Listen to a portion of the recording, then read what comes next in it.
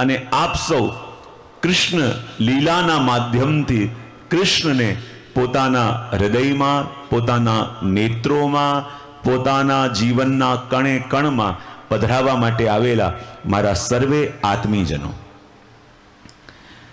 આજે આપણી કથાનો સપ્તમ દિવસ. કાલે પ્રભુના દિવ્ય લગ્નના પ્રસંગની અનુભૂતિ આપણે કરી.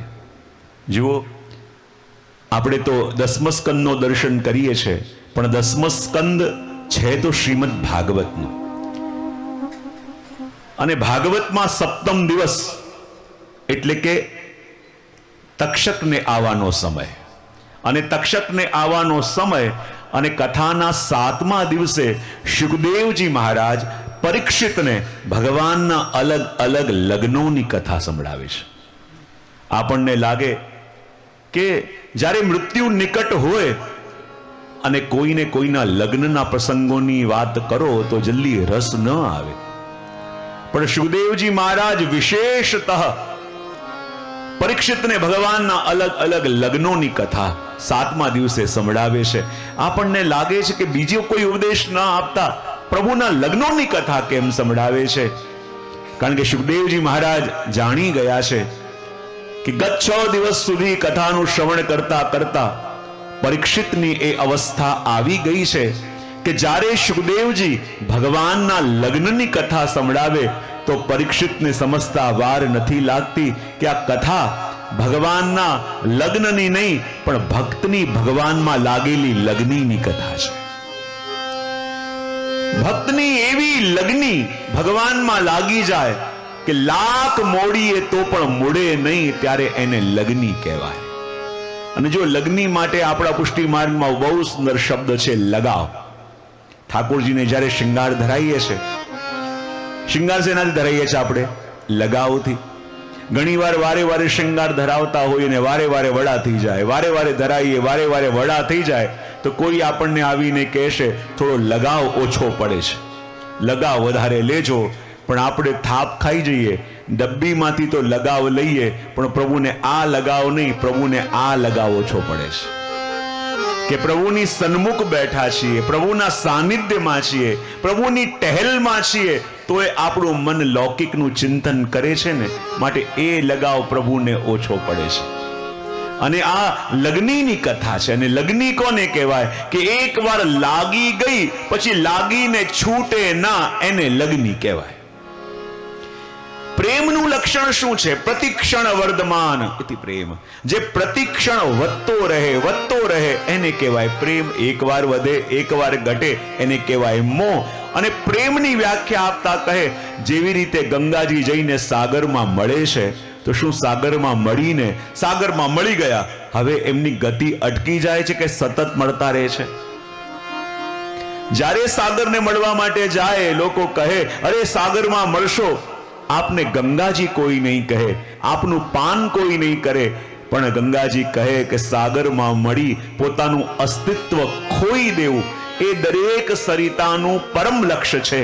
અને એટલા માટે સાગરને મળે છે અને મળીને એમની ગતિ અટકતી નથી, સતત મળતા રહે છે. તો એમ ભગવાનમાં પણ લાગેલી એવી લગ્ની કે એકવાર લાગે અને છૂટે એમની સતત વધતી જાય, એને કહેવાય લગ્ની. અને એવી લગ્નની કથા અહીંયા આપણને સુખદેવજી મહારાજ આ 7મા દિવસે સંભળાવે છે. જુઓ, કાલે આપણે દર્શન કર્યું કે ભગવાનના લગ્ન થયા રૂકમણીજીની સાથે. કોની સાથે? અને આપણે ત્યાં વર્ણન મળે છે કે જ્યારે લૌકિકમાં લગ્ન થાય તો કામ માથે ચડે, પણ જ્યારે પ્રભુ સાથે લગ્ન થાય તો કામ જે દુનિયાને પરેશાન કરે એ ભક્તને આધીન બનીને આવે. બોલે કેવી રીતે? જ્યારે રૂકમણીજીના લગ્ન ભગવાન સાથે થયા ત્યારે રૂકમણીજીને જે પુત્ર થયા એમનું નામ છે પ્રદ્યુમ્નજી. શું નામ છે? અને એ પ્રદ્યુમ્નજી કોણ છે? તો આપણે ત્યાં કહેવાય કે એ પ્રદ્યુમ્નજી બીજા કોઈ નહીં પણ સ્વયં કામદેવ છે. કે જ્યારે કામદેવ શિવજીને પરેશાન કરવા ગયા, શિવજીએ પોતાનું તૃતીય નેત્ર ખોલીને કામદેવને ભસ્મ કર્યા. અંગ ન રહ્યું, અનંગ નામ થયું. રડતા રડતા શિવજી પાસે ગયા ત્યારે શિવજીએ કહ્યું કે હવે યદુવંશમાં જ્યારે ભગવાન પ્રગટશે તો એમના વંશમાં આ કામદેવ ફરી પ્રગટશે. અને ભગવાનની સાથે જ્યારે રૂકમણીજીના લગ્ન થયા અને એમને જે પુત્ર થયો એ પ્રદ્યુમ્નજી એટલે કોણ? સ્વયં કામદેવ.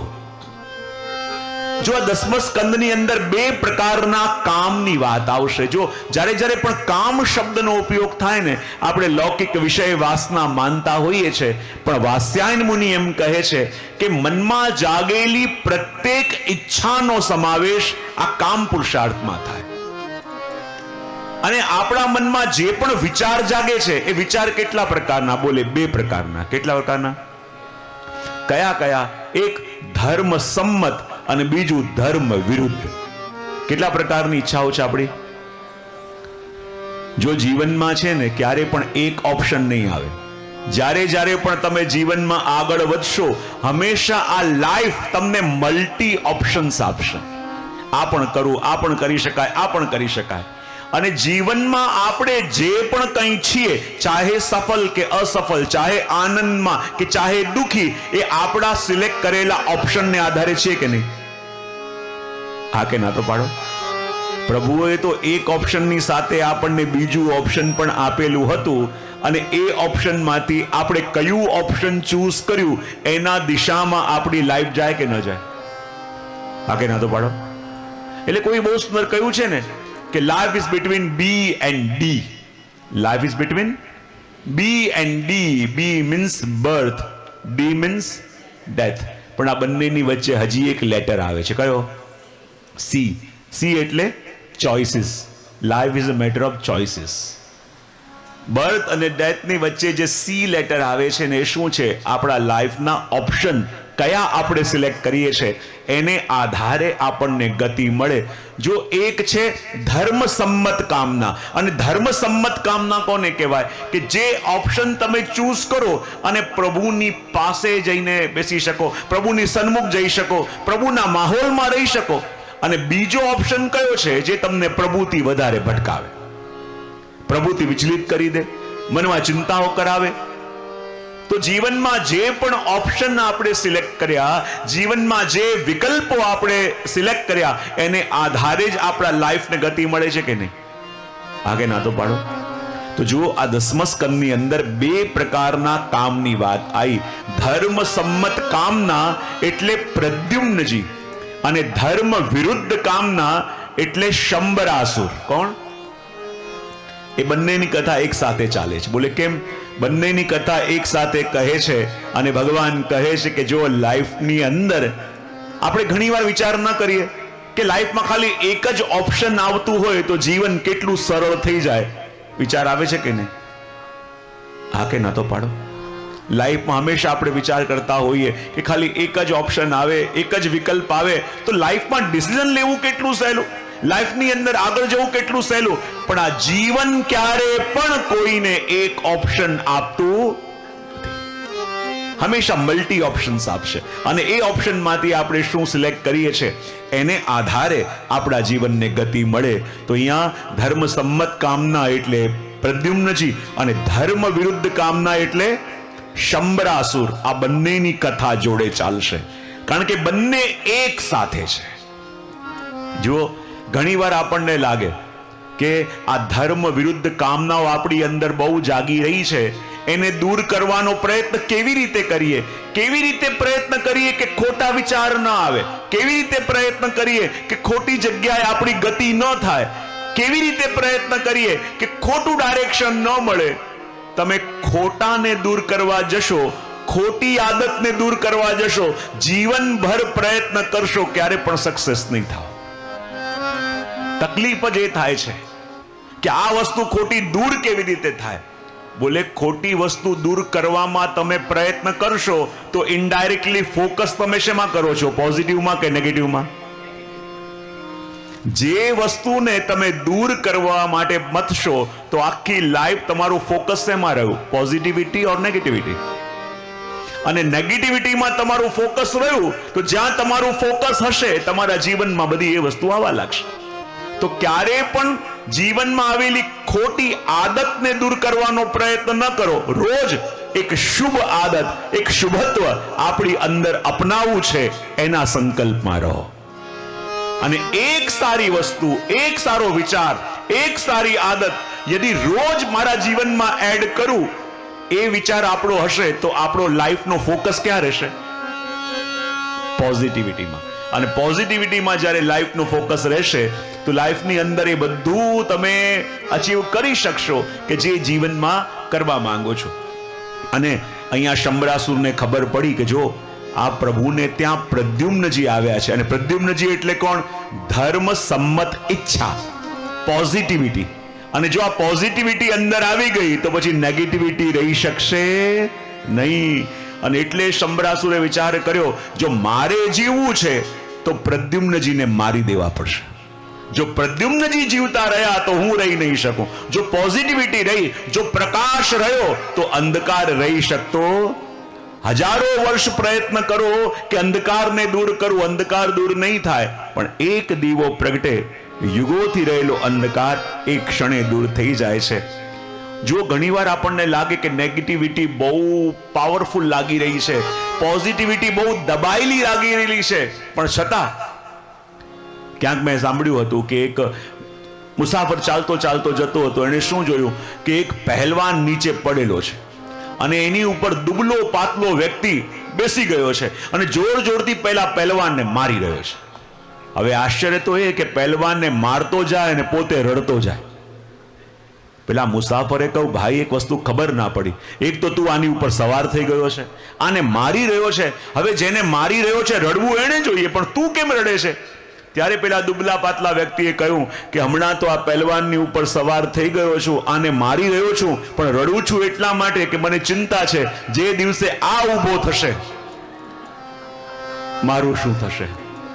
એમ ભગવત ભાવ ચાહે દબાયેલો દેખાય, ચાહે આસુરી વૃત્તિ ઉપર સવાર થતી દેખાય, તો પણ એ રડી રહી છે કે જે દિવસે સૂતેલો ભગવત ભાવ જાગ્યો ત્યારે હું ભાગીને ક્યાં જઈશ. અને એટલા માટે શંબરાસુરે વિચાર કર્યો કે જો મારે જીવવું છે તો પ્રભુના પુત્ર પ્રદ્યુમ્નજીને મારે મારી દેવા પડશે. અને હજી 10 દિવસના થયા નથી અને પ્રભુએ એમનો સ્પર્શ કર્યો નથી. આ જ સમય છે, આમને મારી શકાય. અને શંબરાસુર સ્ત્રીનું રૂપ લઈને ગયો અને જ્યારે રૂકમણીજીની પાસે નાનકડા પ્રદ્યુમ્નજી પડેલા હતા અને પ્રભુના પુત્રને મારી નાખવા માટે એણે એ પ્રદ્યુમ્નજીને ચોરાવી લીધા અને ચોરીને ચૂપચાપ લઈ ગયો અને જઈને સાગરમાં નાખી દીધા. અને જ્યાં સાગરમાં પ્રદ્યુમ્નજીને નાખ્યા એ જ વખતે એક વિશાળ માછલીએ પોતાનું મુખ ખોલ્યું અને એ માછલીના મુખમાં પ્રદ્યુમ્નજી ચાલ્યા ગયા.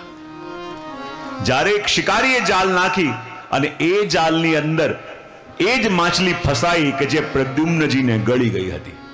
હવે શિકારીએ જ્યારે જાળ ખેંચી, બોલે આટલા વર્ષોથી શિકાર કરું છું પણ આટલી મોટી માછલી મારા જાળમાં ક્યારે આવી નથી. પહેલી વાર આટલી મોટી માછલી આવી છે તો શું કરું? બોલે બજારમાં વેચવા જાઉં એના કરતા આપણા જે રાજા છે ને શંબરાસુર, એને ભેટમાં આપો. પાછી માછલી ક્યાં ગઈ? શંબરાસુરને ભેટમાં આપી. અને શંબરાસુરને ભેટમાં આપી શંબરાસુરે એ માછલી પોતાની પાકશાળામાં મોકલી. અને એમની પાકશાળાના જે મુખ્ય હતા એ કોણ હતા? બોલે માયાવતી. અને આ માયાવતી બીજું કોઈ નહીં, આપણે કામદેવના જ પત્ની રતિ હતા. અને જ્યારે એમણે માછલી કાપી, અંદરથી નાનકડું બાળક નીકળ્યું અને પ્રદ્યુમ્નજીને જોઈને એ માયાવતીના મનમાં એવા અલગ અલગ ભાવ જાગવા લાગ્યા કે જાણે આ બાળક સાથે મારે પૂર્વનો સંબંધ છે. આ બાળકને જોઈને મારા મનમાં એવા ભાવ કેમ જાગે છે? ત્યારે નારદજી આવીને કહ્યું કે આ કોઈ નહીં, તારા ગયા જન્મના પતિ સ્વયં કામદેવ છે. અને ત્યારે માયાવતી એમને ધ્યાન રાખવા લાગી, ઉછેરવા લાગી. અનેક પ્રકારની વિદ્યાઓ માયાવતી એમને શીખવાડી. અને કહેવાય થોડા સમયમાં પ્રદ્યુમ્નજી મોટા થવા લાગ્યા. આપણને લાગ્યું કે કોઈ બાળક થોડા સમયમાં મોટું કેવી રીતે થઈ જાય?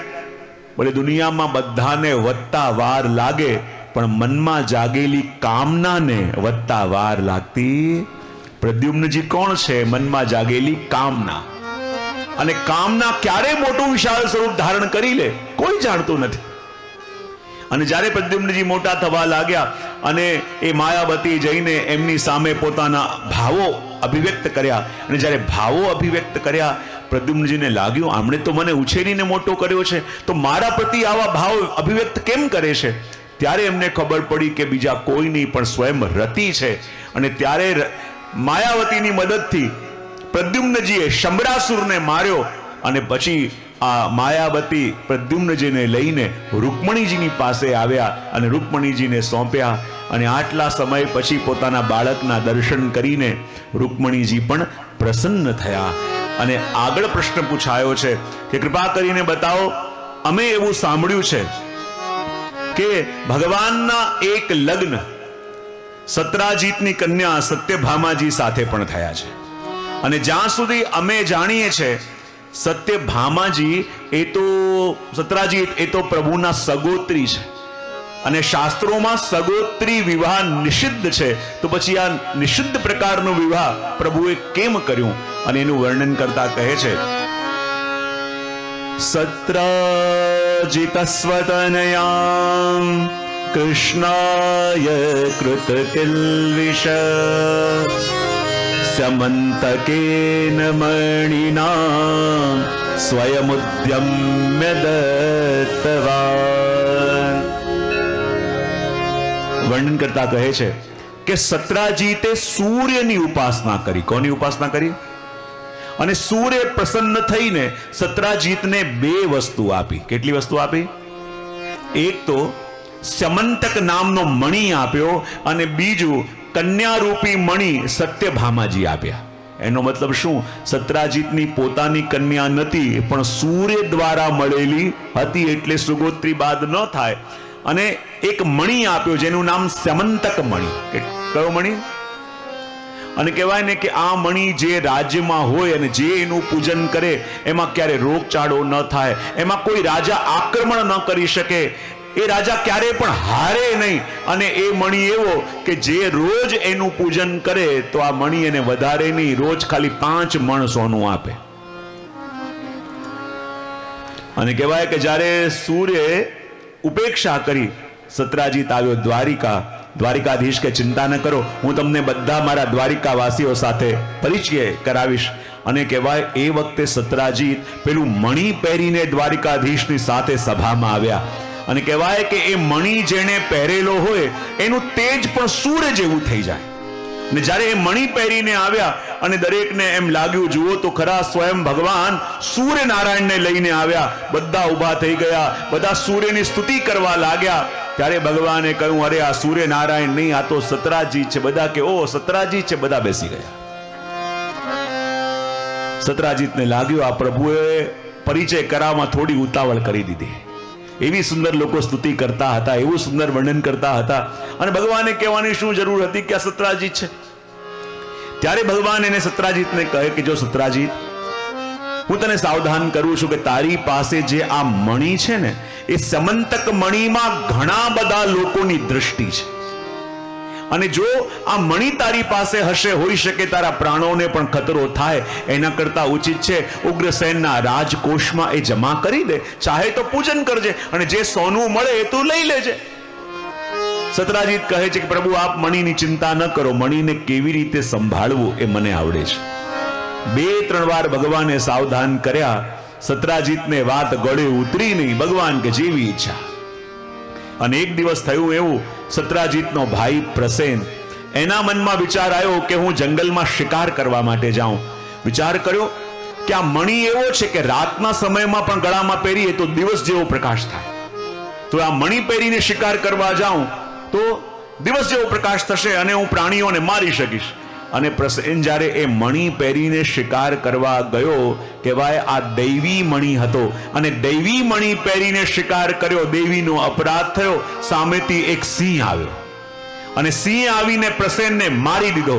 અને મણિ લઈને જવા લાગ્યો, ત્યાં સામેથી એક રીછ આવ્યું. અને આ રીછ બીજું કોઈ નહીં, રામાવતારના જામબાંજી હતા. રીછે આવીને સિંહને મારી દીધું અને મણિ લઈને પોતાની ગુફાની અંદર ગયા. અને અહીંયા સવાર પડી. પ્રસેન રોજના નિયમ પ્રમાણે દેવસદનમાં મણિનું પૂજન કરવા ગયો, પણ શું જોયું? બધી વસ્તુ એમની એમ છે, પણ મણિ ક્યાંય દેખાતું નથી. ચારો તરફ ગોતવાનો પ્રયત્ન કર્યો. યદિ ચોરી થઈ હોય તો બીજી કિંમતી વસ્તુ પણ ચોરી કરવા વાળો લઈ જાય. બધી વસ્તુ એમને એમ છે, ખાલી મણી દેખાતું નથી. આ બધી વસ્તુઓમાંથી ખાલી મણીની ચોરી થઈ છે. આ મણીની ચોરી કોણ કરી શકે? અને ત્યાં જ સત્રાજીતને વિચાર આવ્યો, બીજું કોઈ નહીં, દ્વારિકાધીશ વારે વારે બોલતા હતા કે મણી સાચવજે, મણી સાચવજે. અને મને તો એ જ વખતે સંશય થયો હતો કે આ મણીમાં દ્વારિકાધીશની દ્રષ્ટિ લાગે છે અને ચોરીની આદત પણ છે એમની. પોતાની પત્ની પાસે આવ્યો અને પત્નીને આવીને એવું કહે કે જો મને એવો સંશય છે કે આપણા તે સમંતક મણીની ચોરી થઈ છે અને હો ન હો મને એવો ડાઉટ છે કે દ્વારિકાધીશે ચોરી કરેલી હોઈ શકે, પણ જો કોઈને કહેતી નહીં. કોઈ પણ સ્ત્રીને ખાલી આટલું કહી દો. કેમ હસવું આવી ગયું? એમણે કહ્યું કે કોઈને કહેતી નહીં. એને કહ્યું કે હું કોઈને કહેતી હોઈશ. અને ગઈ સીધી પોતાની સખીને ત્યાં અને જઈને કહ્યું કે જો અમારું મણી ચોરાયું છે અને અમને એવો સંશય છે કે દ્વારિકાધીશે ચોરી કરી હોવી જોઈએ, પણ જોજે કોઈને કહેતી. એને કહ્યું હું કોઈને કહેતી હોઈશ. એ ગઈ એની સખીને ત્યાં જઈને વાત કરી કે મણીની ચોરી થઈ છે અને અમને એવું લાગે છે કે દ્વારિકાધીશે મણીની ચોરી કરેલી હોવી જોઈએ, પણ જોજે. આગળ કોઈને કહેતી નહીં. એને કહ્યું હું કોઈને કહેતી હોઈશ. અને હું કોઈને કહેતી હોઈશ, હું કોઈને કહેતી હોઈશ કરતા કરતા 1 કલાકમાં આખા રાજ્યમાં વાત ફેલાઈ ગઈ. અને જે લોકો પેલા દ્વારિકાધીશના ગુણગાન ગાતા થાકતા નતા, અને હવે એ લોકો પણ દ્વારિકાધીશની નિંદા કરવા લાગ્યા કે હા જરૂર એમણે ચોરી કરી હોઈ શકે. અરે હા, વારે વારે વાતો પણ કરતા હતા. અને જુઓ એમને તો નાનપણથી આદત પણ છે. અને જે લોકો પ્રભુના ગુણગાન કરતા થાકતા નતા અને એ લોકો જ્યારે પ્રભુની નિંદા કરવા લાગ્યા, પ્રભુ કહે જો આ છે દુનિયા.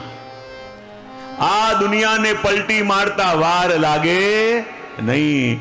આ દુનિયા જ્યારે પ્રશંસા કરે ત્યારે બહુ રાજી નહીં થવાનું, કારણ કે કાલે જ આ દુનિયા નિંદા કરશે તો એ નિંદા બહુ કડવી લાગશે. અને કહેવાય ને કે આ દુનિયાએ ભગવાનને નથી મૂક્યા, તો આપણી તો ક્યાં વાત રહી? જ્યારે ભગવાનની ઉપર આક્ષેપ આવ્યા, ભગવાનને માટે જેમ તેમ વાતો લોકો કરવા લાગ્યા, અને ત્યારે ભગવાન કે જેણે દ્વારિકાને વસાવી, દ્વારિકાના લોકોને બધા મનોરથના પૂરા કર્યા, અને એ જ દ્વારિકાધીશની ઉપર જ્યારે આ આણ આવ્યું, બધા લોકો કહેવા લાગ્યા કે હા પ્રભુએ ચોરી કરી હશે, પ્રભુએ જ કરી હશે. અને પ્રભુ પણ કહેવા લાગ્યા કે જો આ દુનિયાનો કોઈ ભરોસો નહીં, કારણ કે આ દુનિયાનો સ્વભાવ શું છે? તમે જો એમ માનતા હો ને કે દુનિયામાં બધાને તમે રાજી લેશો, તમે જો એમ માનતા હો કે આ દુનિયામાં બધાને રાજી કરી લેશો, તો એક દિવસ ચોક્કસ ડિપ્રેશનમાં જવાના છો. આ દુનિયા કોઈનાથી રાજી થઈ નથી, એટલે ખોટી આશામાં રહેવું. કારણ કે દુનિયાનો સ્વભાવ શું છે? તમે જે કરો ને એની સાથે એને વાંધો છે. દુનિયાનો સ્વભાવ શું છે? જરા ભાવથી બોલજો. તમે રોજ મળવા જાઓ, અરે કઈ કામ નથી, રોજ મળવા આવી જાય છે. મળવા ન જાઓ, હવે તો મોટો માણસ થયો, ક્યાંથી મળવા આવે? બહુ બોલતા હો, કેટલું બોલ બોલ કરે છે, ન બોલો, હવે તો બોલતાય નથી. હસો તોય વાંધો, ન હસો તોય વાંધો, બોલો તોય વાંધો, ન બોલો તોય વાંધો. હવે એવી દુનિયાને તમે રાજી રાખી શકો? એટલે એ ભરોસે ક્યારે પણ રહેવાનું નહીં કે આ દુનિયામાં બધા તમારાથી પ્રસન્ન રહે, કે બધા તમારાથી રાજી રહે. આ દુનિયા ભગવાનથી રાજી નથી રહી, તો આપણાથી ક્યાં રહેવાની છે? હા. અને એટલા માટે જ્યારે ભગવાનની ઉપર આક્ષેપ થવા લાગ્યો, બધા ભગવાનની વાતો કરવા લાગ્યા, અને આ દુનિયાનો સ્વભાવ કેવો? ગોકુલનાથજી વાત કરે છે ને કે એક માણસ ચાલતો ચાલતો બ્રિજ ઉપરથી જતો હતો, બહુ એને નિંદર આવી કે બોલે સૂઈ જાઉં, અને ઉત્તર દિશા તરફ પગ કરીને સૂઈ ગયો. ત્યાં એક વ્યક્તિ આવ્યો અને આવીને કહે અરે તારામાં કઈ અકલ છે? બોલે શું ઉત્તર તરફ પગ કરે છે? ઉત્તરમાં તો બદ્રીનાથ. એને લાગ્યો અરે મારાથી ગડબડ થઈ ગઈ. દક્ષિણ તરફ પગ કરીને સૂઈ ગયો. ત્યાં બીજા 2 લોકો આવ્યા અને આવીને કહે અરે જુઓ તો ખરા કેવો મૂર્ખો છે, દક્ષિણમાં પગ કરે ત્યાં તો રંગનાથ બિરાજે છે, ત્યાં પગ કરાય. એને લાગે અરે ભૂલ થઈ ગઈ મારાથી. પૂર્વ તરફ પગ કરીને સૂઈ ગયો. ત્યાં બીજા 2 લોકો આવ્યા ને લાફું મારીને જગાડ્યો. આ શું કરે છે? પૂર્વમાં પગ કરાય ત્યાં તો જગન્નાથ. પશ્ચિમ તરફ પગ કરીને સૂઈ ગયો. ત્યાં બીજા બે આવીને ખકડાવે, અરે આ શું કરે છે, તારામાં અક્કલ છે? પશ્ચિમ તરફ પગ કર્યા છે, ત્યાં તો દ્વારિકાધીશ છે. હવે શીર્ષાસન કરીને સૂઈ ગયો. ત્યાં બીજા બે આવ્યા, કહે જુઓ તો ખરા કેવો મૂર્ખો છે, આખી જગ્યા ખાલી જ તો શીર્ષાસન કરીને સૂતો છે. પેલો મુઠ્ઠી વાળીને ખૂણામાં આખી રાત ઊભો નિંદર વિતાવી છે, સૂતો નહીં. કારણ કે લોકોના ઓપિનિયન સાંભળીને યદી આપણે જીવન જીવવા જઈએ ને, જીવન જીવી નહીં શકાય. આપણે લોકોના ઓપિનિયન લઈને યદી જીવન જીવવાનો પ્રયત્ન કરીશું તો જીવન ક્યારે જીવી નહીં શકાય. કારણ કે દુનિયાને બધા લોકો પોતાના એંગલથી અને પોતાના પરસેપ્શનથી જુએ છે કે નહીં. તમે જે દુનિયાને જે રીતે જોઈ રહ્યા છો એવી કોઈ ગેરંટી નહીં કે બીજાને પણ દુનિયા એવી જ દેખાય છે. આ દુનિયાને બધા પોતાની આંખોથી નહીં, પોતાના પરસેપ્શનથી જુએ છે. તો આપણે જે રીતે જોતા હોઈએ એવી અપેક્ષા ન રખાય કે આ પણ એ જ રીતે જોતો હશે. દરેકના કોન્શિયસ લેવલ પ્રમાણે એ દુનિયાને, એ ઘટનાને, એ પરિસ્થિતિને જોવાનો દૃષ્ટિકોણ દરેકનો બદલી જતો હોય છે. એટલા માટે જ્યારે ભગવાનની ઉપર આક્ષેપ થવા લાગ્યો ત્યારે ભગવાને કહ્યું કે જુઓ, આ દુનિયાનો સ્વભાવ શું છે કે 1000 લાખ વસ્તુ તમે સારી કરો ને તો એ માણસ ક્યાંકથી ગોશે ના, એમ તો બધું બહુ સારું હતું, પણ આ પણ ગમે ત્યાંથી ગોતીને લઈ આવીએ છીએ કે નહીં આપણે? હા ના, એમ તો બધી તૈયારી બહુ સારી હતી, એમ તો બધી વ્યવસ્થા પણ બહુ સારી હતી, પણ એવું સરસ રસોઈ બનાવીને ઉપરથી એક મુઠ્ઠી મીઠું નાખી દઈએ. આ પણ જ્યારે આવે ને ત્યારે ગમે ત્યાંથી પણ લઈ આવીએ આપણે. અને એટલા માટે તો કહેવામાં આવે છે કે લાખ સારું હોય પણ એમાંથી કમી આપણે ગોતી લઈએ. એક બહુ જૂના એક વક્તા થયા, એ જ્યારે પ્રવચન કરતા એમની પાછળ એક સફેદ પડદો રાખતા અને એમાં એક કાળો ડોટ રાખતા અને બધાને પૂછતા, બધા મારી પાછળ શું દેખાય છે? બધા કહેતા અરે કાળા રંગનો ડોટ દેખાય છે. ત્યારે હસીને કહેતા, આટલો મોટો સફેદ પડદો કોઈને દેખાતો નથી, કાળો ડોટ દેખાય છે. કારણ કે જે વસ્તુ આપણી અંદર હોય ને એ વ્યક્તિ બહાર એવી સિમિલર વસ્તુ જોવા માટે ખેંચાય છે. જ્યારે દોષ દ્રષ્ટિ આપણી થઈ જાય ને, જો આપણે કેટલું ભણ્યા, કેટલું પામ્યા, કેટલું સત્સંગ કર્યું, કેટલું વાંચન કર્યું, એનો કોઈ મોલ નહીં. આ બધું કર્યા પછી તમે દ્રષ્ટિ કઈ કેળવી? ગુણ દ્રષ્ટિ કે દોષ દ્રષ્ટિ? આ બધું કરીને આપણે દ્રષ્ટિ કઈ કેળવી? બધા ગ્રંથો ભણીને, બધા શાસ્ત્રો ભણીને, અને જો પોતાના આત્મકલ્યાણમાં અને આત્મચિંતનમાં રત થયા તો માનવાનું કે ગુણ દ્રષ્ટિ કેળવી. અને ગ્રંથો ભણી, ગ્રંથો વાંચી આખા ગામના દોષ જ ગોતવામાં લાગી ગયા તો માનવાનું કે આ ગ્રંથોનું રિએક્શન આવ્યું છે. ઘણીવાર બધી વસ્તુ બધાને સધે નહીં, બધી વસ્તુ સધે નહીં, એ તો રિએક્શન આવે. અને રિએક્શન આવે એટલે એના બધા ભણેલા ઉપર ધૂળ મળી ગઈ કે બધું કરીને પણ કર્યું શું? લોકોના દોષ ગોત્યા, લોકોના દોષ ગોતવામાં પડ્યા. બધું પામીને પણ દોષ દ્રષ્ટિ મળી તો બધું ઝીરો થયું આપણું. અને એટલે તો ભગવાન કહે કે ના, હવે પ્રયત્ન કરવો પડશે. અને ભગવાન યાદવોને લઈને અને વનમાં ગયા. જ્યાં વનમાં ગયા અને શું જોયું? ત્યાં પ્રસેન મરેલો પડ્યો હતો, પણ એની પાસે મણી નહોતો. મણી ન મળ્યું. વિચાર કરે કે મણી ગયો ક્યાં? પણ જ્યાં પ્રસેન મરેલો પડ્યો હતો બરાબર આગળ એક સિંહના ચાલવાના નિશાન હતા. અને આ સિંહના પગલે પગલે જ્યારે ભગવાન ગયા તો ત્યાં સિંહ પણ મરેલો પડ્યો હતો. અને આગળ રીંછના પગલા જતા હતા. ભગવાન રીંછના પગલે પગલે ગયા તો એ ગુફાની અંદર જતા હતા. ભગવાને યાદવોને કહ્યું તમે બહાર ઉભા રહો. અને પોતે અંદર ગયા. અને જ્યારે પોતે અંદર ગયા, કન્યા જામવતીજી મણી લઈને રમતા હતા. કોઈ અજાણ્યા પુરુષને આવતા જોયા, ભયભીત થયા, ચીસો પાડવા લાગ્યા. અને જામબાજીને લાગ્યું કે જરૂર મારી ગુફામાં કોઈએ આક્રમણ કર્યું છે. અને એ વખતે જામબાજી ઓળખી ન શક્યા કે મારી ગુફામાં આજે આવનાર બીજો કોઈ નહીં, સ્વયં મારા સ્વામી રામ પધાર્યા છે. એ ઓળખી ન શક્યા અને એમણે આક્રમણ કર્યું દ્વારિકાધીશની ઉપર. અને બંનેમાં એટલું ભયંકર યુદ્ધ 40 દિવસ સુધી ચાલ્યું. અને કહેવાય કે જ્યારે દ્વારિકાધીશે એક મુષ્ટિકાનો પ્રહાર જામમાંજીની ઉપર કર્યો ત્યારે જામમાંજીને ભગવાન દ્વારિકાધીશમાં પ્રભુ રામના દર્શન થયા. ને જ્યારે રામના દર્શન થયા અને આપની આંખોમાંથી અશ્રુ આવ્યા કે હે પ્રભુ, હું તો આપને ઓળખી ન શક્યો, હું તો આપને જાણી ન શક્યો, પણ પ્રભુ આપે આપનો પરિચય મને કેમ ન કરાયો? એટલો મોટો અપરાધ મારાથી કેમ થવા દીધો કે મેં મારા સ્વામી ઉપર હાથ ઉપાડ્યો? મારા નાથ મારા ઘરે પધાર્યા, મારા સ્વામી મારા સ્થાન પર પધાર્યા અને હું ઓળખી ન શક્યો. પ્રભુ આટલો મોટો અપરાધ આપે મને કેમ કરવા દીધો? ત્યારે ભગવાન કે જામવાનજી યાદ કરો, રામાવતારની અંદર જ્યારે હું રાવણ સાથે યુદ્ધ કરતો હતો અને મને રાવણ સાથે યુદ્ધ કરતા જોઈને તમે જ્યારે સામે ઉભા રહીને જોતા હતા, તો શું તમારા મનમાં એ ઈચ્છા નથી જાગી કે પ્રભુ, જેવી રીતે રાવણ સાથે આપ યુદ્ધ કરી રહ્યા છો, ક્યારેક મને પણ આપની સાથે આમ બે બે હાથ કરવાનો અવસર મળે, કેવો આનંદ આવે? શું એ વિચાર તમારા મનમાં નતો આવ્યો? જામવાનજીની આંખોમાં આંસુ આવી ગયા કે પ્રભુ, અમે તો એવા ભક્તો છીએ, એવા ગાંડા ગેલા ભક્તો છીએ કે જે મનમાં મનોરથ પણ કરીએ અને મનોરથ કરીને ભૂલી પણ જઈએ, પણ મારા પ્રભુનો સ્વભાવ કેવો કે ભક્તોના મનમાં જાગેલા કોઈ પણ મનોરથને પ્રભુ ભૂલતા નથી અને સમય આવે એ મનોરથને બરાબર એવી જ રીતે પૂર્ણ કરતા હોય છે. આપણા પ્રભુ કેવા છે?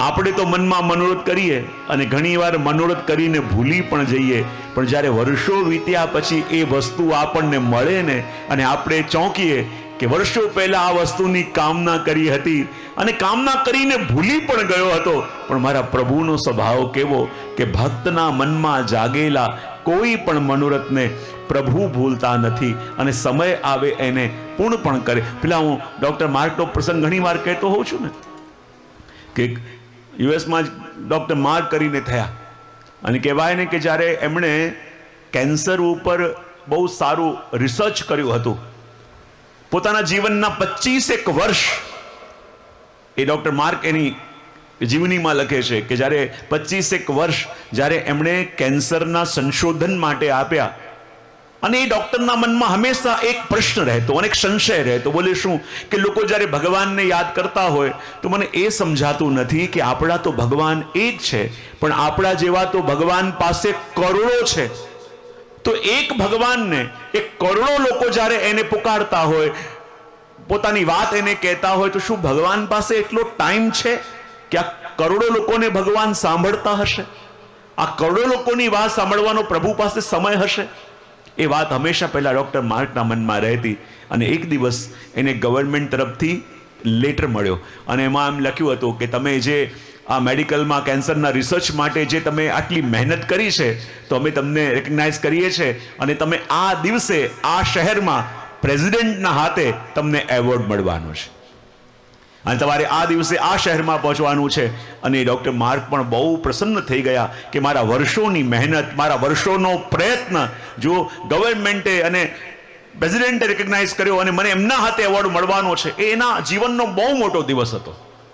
એટલા વર્ષોની એની અથાગ મહેનત, આટલા વર્ષોનો એનો પ્રયત્ન એને રિઝલ્ટ આપવાનું હતું. અને કહેવાય એ દિવસે જ્યારે એ ફ્લાઇટમાં બેસીને પેલા સ્ટેટમાં જવા માટે નીકળ્યા અને અચાનક એનાઉન્સમેન્ટ થઈ કે ફ્લાઇટમાં કોઈ ટેકનિકલ પ્રોબ્લેમ થઈ છે અને એને ઇમરજન્સી લેન્ડ કરવું પડશે.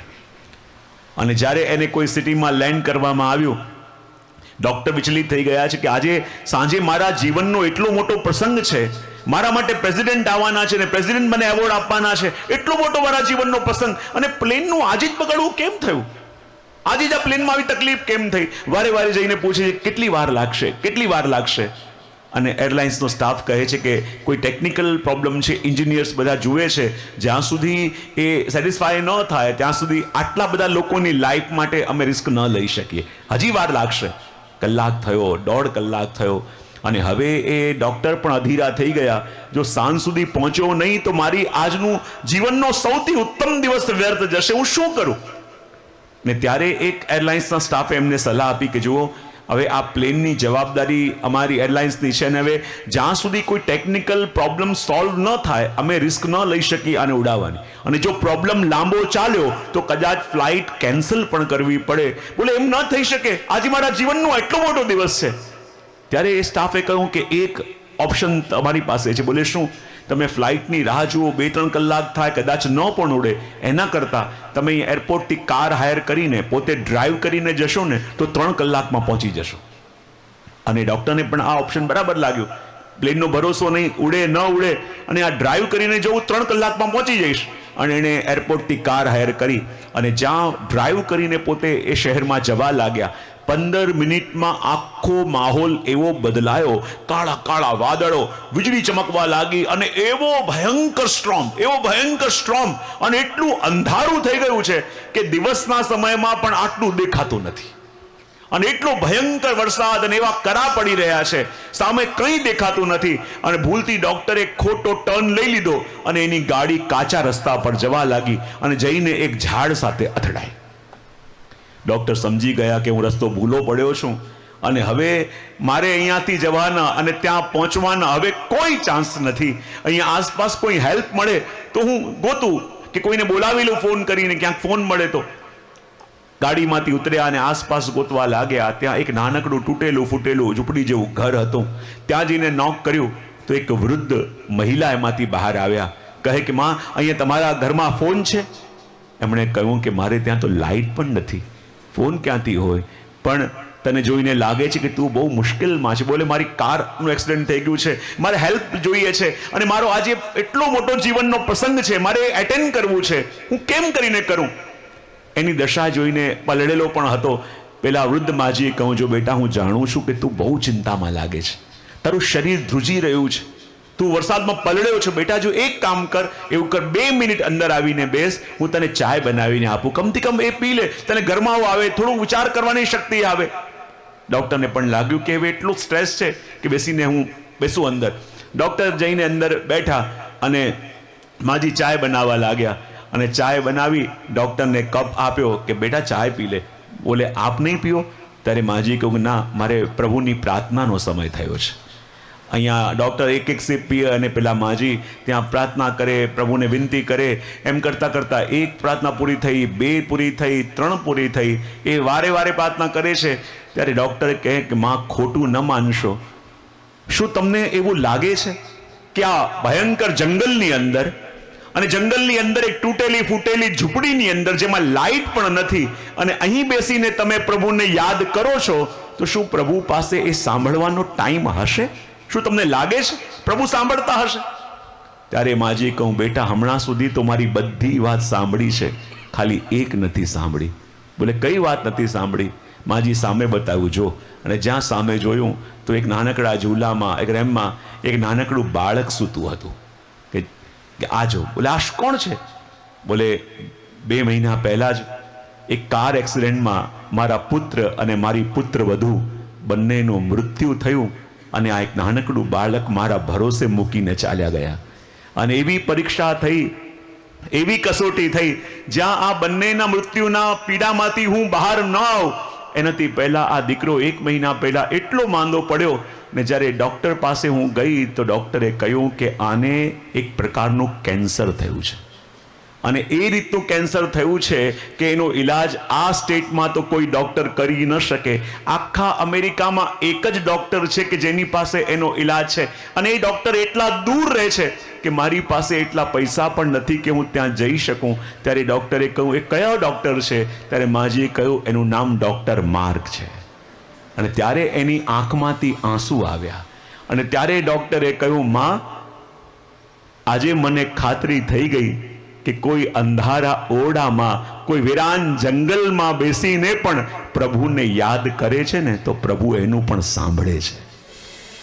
હું ક્યાં જવા માટે નીકળ્યો હતો, ક્યાં મારા પ્લેનનું બગડવું, પ્લેનમાંથી કારમાં બેસીને નીકળ્યો, અને ક્યાં મારો રસ્તો ભટકવો, અને રસ્તો ભટકીને પ્રભુ મને એવી જગ્યાએ લઈ આવ્યા કે જ્યાં બેસીને કોઈ પ્રભુ પાસે પુકાર કરતો હતો.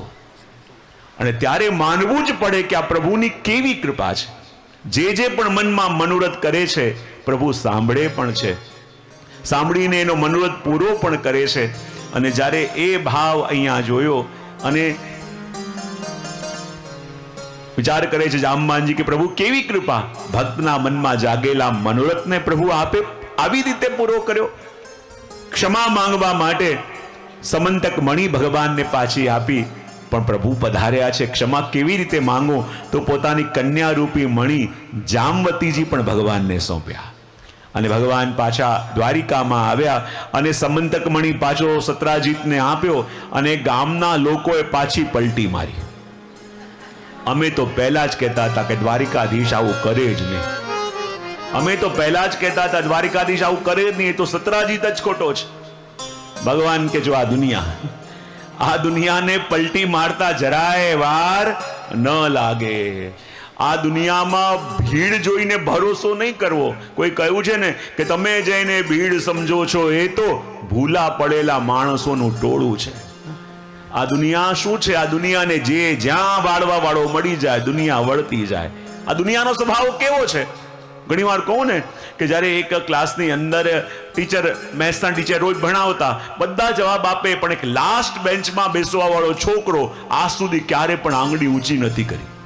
ટીચરે વિચાર્યું હતું મનમાં ને મનમાં, જે દિવસે આ છોકરાએ આંગળી ઊંચી કરીને આન્સર આપવા માટે, એ દિવસે હું આ ઘર ગ્રહસ્થી છોડીને સંન્યાસ લઈ લઈશ, કે મારી વિદ્યા સફળ થઈ ગઈ. અને એક દિવસ ટીચરે પૂછ્યું કે એક વાડાની અંદર 25 ઘેંટા બકરા છે અને એમાંથી એક બહાર જાય તો કેટલું રહે? અને ક્યારે પણ નહીં પેલા લાસ્ટ બેન્ચ વાળા છોકરાએ ધીમે ધીમે આંગળી ઊંચી કરી, અને જ્યાં એની આંગળી ઊંચી થતા જોઈ, ટીચરના આંખમાંથી હરખના આંસુ આવી ગયા. કંકુ અને શ્રીફળનો ઓર્ડર આપી દીધો, ભગવા વસ્ત્ર રંગાવા આપી દીધા. કહે કે અરે દીકરા, તે આંગળી ઊંચી કરી, બતા શું થયું, બતા જવાબ તો આપ. કે ટીચર ફરી પ્રશ્ન પૂછજો. ત્યારે કહે કે પ્રશ્ન એ જ હતો કે એક વાડામાં 25 ઘેંટા બકરા છે, એમાંથી એક બહાર જાય તો કેટલા રહે? પેલા છોકરાએ કહ્યું ટીચર એક કે ન રહે. ટીચર કીધું મૂર્ખો ને મૂર્ખો રહ્યો, 25 માંથી એક જાય તો 24 રહે કે ન રહે? ત્યારે પેલા છોકરાએ કહ્યું ટીચર આપ ગણિતના ટીચર છો, આપ ગણિત જાણો, હું ગોવાળીઓ છું, ભેડ બકરીનો સ્વભાવ જાણો. એક બાર ગયું. આ ટોળાનો સ્વભાવ કંઈક આવો હોય. જ્યારે ટોળામાં એકે શરૂ કર્યું તો બોલે આપણે શરૂ કરું, એકે યજ્ઞ પ્રારંભ કર્યો તો પછી આપણે આહુતિ આપ્યા વિના કેમ રહેવાય? એકે ખટપટ ચાલુ કરી તો પછી એને સહયોગ તો આપવો પડે કે નહીં? હા, બધા હા પાડે. જો એક ખટપટ ચાલુ કરે તો બધા જોડાવીના રહેતા નથી. અને એટલા માટે જ્યાં બધા લોકો હવે સત્રાજીત માટે કહેવા લાગ્યા, તો સત્રાજીત તો પહેલેથી ખોટો છે, અમે જાણતા હતા.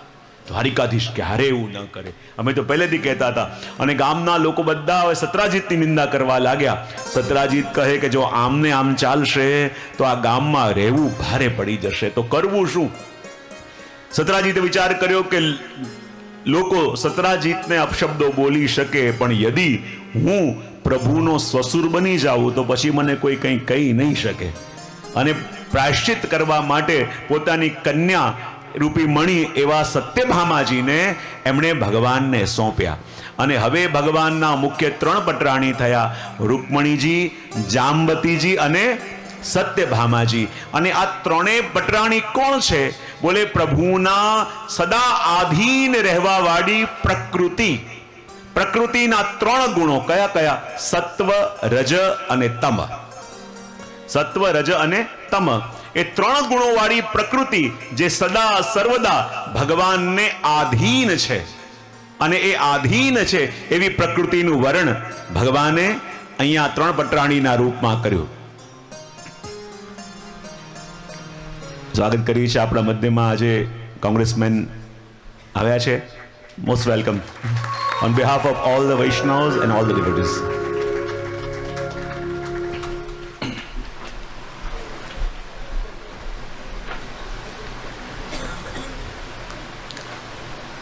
અને જ્યારે ક્રમ ચાલી રહ્યો છે, વાત ચાલી રહી છે, ચર્ચા ચાલી રહી છે, અને એમાં તો 3 પ્રકૃતિ કોણ છે? સત્વ, રજ અને તમ. જો આપણે ત્યાં કહેવામાં આવે છે ને કે આપણું જે નેચર, આપણી જે પ્રકૃતિ બની છે, શેનાથી બની છે? આ 3 ગુણોથી. કયા કયા 3 ગુણો? સત્વ, રજ અને તમ. અને આ 3 ગુણો ડેવલપ કેવી રીતે થાય છે? જે માહોલમાં આપણે રહીએ, જે ગુણોનું ગ્રહણ કરીએ, એ ગુણ ડેવલપ થાય. કોઈએ કહ્યું છે ને કે ખાલી આપણે જે ખાઈએ છીએ એ આપણી ડાયટ નથી. કોઈ બહુ સુંદર વાત કરી કે your diet is not only what you eat, it is what you watch, what you listen to, what you read, and the people you hang around. આપણું ડાયટ શું છે? આપણે વિચાર કરીએ છીએ કે જે ખાઈએ છીએ એનાથી તત્વ બને છે. ના, જે જોઈએ છે, જે સાંભળીએ છે, જે લોકોની વચ્ચે રહીએ છે, એ બહાને આપણું એ તત્વ ઇન્ક્રીઝ થાય છે અને આપણી ગતિ એ તરફ થાય છે. તો એટલા માટે આ ત્રણેય તત્વની વાત પણ કરી. અને આ ત્રણ પટરાણી કોણ છે? બોલે એ આ ત્રણ ત્રિગુણમયી પ્રકૃતિ છે જે સદા સર્વદા ભગવાનને આધીન છે. તો આજે આપણા મધ્યમાં પ્રભુના ત્રણ લગ્નોની ચર્ચા આપણે કરી. રૂકમણીજી, સત્યભામાજી, જામવતીજી. અને એ પણ જાણ્યું કે આ ત્રણેય પટરાણી કોણ છે? બોલે ત્રિગુણમયી પ્રકૃતિ છે કે જેનું વર્ણન ભગવાન સ્વયં કરે છે. અને આગળ વર્ણન મળે છે કે એકવાર જ્યારે ભગવાન અર્જુન સાથે ક્યાંક વિચરણ કરવા માટે પધારતા હતા, પણ જો કહેવાય ને કે જ્યાં સમય ગયો, સમયની સાથે સાથે જ્યારે ભગવાનના લગ્ન સત્યભામાજી સાથે થયા તો બધાને ગમ્યું, બધાને આનંદ આવ્યો, પણ ન ગમ્યું તો અક્રૂરજીને ન ગમ્યું. હવે જો અક્રૂરજી કેવા ભક્ત, કાલે આપણે દર્શન કર્યું હતું ને કે અક્રૂરજી પ્રભુને પધરાવીને લાવ્યા, અને પ્રભુને પધરાવીને લાવ્યા અને એવા અક્રૂરજીનું મન પેલા સમંતક મણીમાં ગયું અને એમણે કૃતવર્માની સાથે મળી શતધન્વાને ચઢાયો કે જો સત્યભામાજી તો તારી સાથે લગ્ન કરવાના હતા, પણ સત્રાજીતે એમનો લગ્ન દ્વારિકાધીશ સાથે કરી દીધો. અને જે વખતે ભગવાન હસ્તિનાપુર પધાર્યા હતા અને એ વખતે શતધન્વાએ જઈને પ્રભુના સ્વસુર સત્રાજીતનો વધ કરી દીધો. અને વધ કરી મણી લઈ તો લીધો, પણ પછી ડર્યા કે મેં જેને માર્યા છે બીજું કોઈ નહીં, એ તો સ્વયં ભગવાનના સસુર છે. મારી પાસે મણી હશે તો પકડાઈ જઈશ. તો મણી આપ્યો અક્રૂરજીને કે આ બધું તમે કર્યું છે, તમે સાચો. અને અક્રૂરજી કે મણી અહીંયા મારી પાસે હશે તો હું પકડાઈ જઈશ. તો પોતે ગયા ક્યાં? બોલે કાશીમાં. અને અહીંયા સત્યભામાજી રડતા રડતા પ્રભુની પાસે ગયા. પ્રભુ આવ્યા, શતધન્વાને માર્યો, પણ મણી ન મળ્યો. ખબર પડી કે આખું ષડયંત્ર કરવા વાળા કોણ છે? બોલે અક્રૂરજી છે. ત્યારે પ્રભુને પણ થયું અક્રૂરજી જેવા ભક્ત અને એમની બુદ્ધિ બગડી. અને ત્યારે મહાપ્રભુજી કહે છે કે અક્રૂરજી જેવા ભક્તની બુદ્ધિ પણ બગડી. બોલે શેને કારણે? બોલે સંગ દોષને કારણે. શેને કારણે? જીવનમાં જેવો સંગ હોય ને એનો પ્રભાવ આપણા મન ઉપર પડ્યા વિના રહી શકતો નથી. હું ઘણી વાર કહેતો હોઉં ને કે એક જ કેરી હોય અને એક કેરીના બે ભાગ કરો અને નક્કી કરો કે એકમાંથી તમારે અથાણું બનાવવું છે તીખું અને એકમાંથી મુરબ્બો બનાવવો છે. તો એક જ કેરીની બે ભાગ, એકમાંથી તમારે તીખું અથાણું બનાવવું હોય તો શું એડ કરો?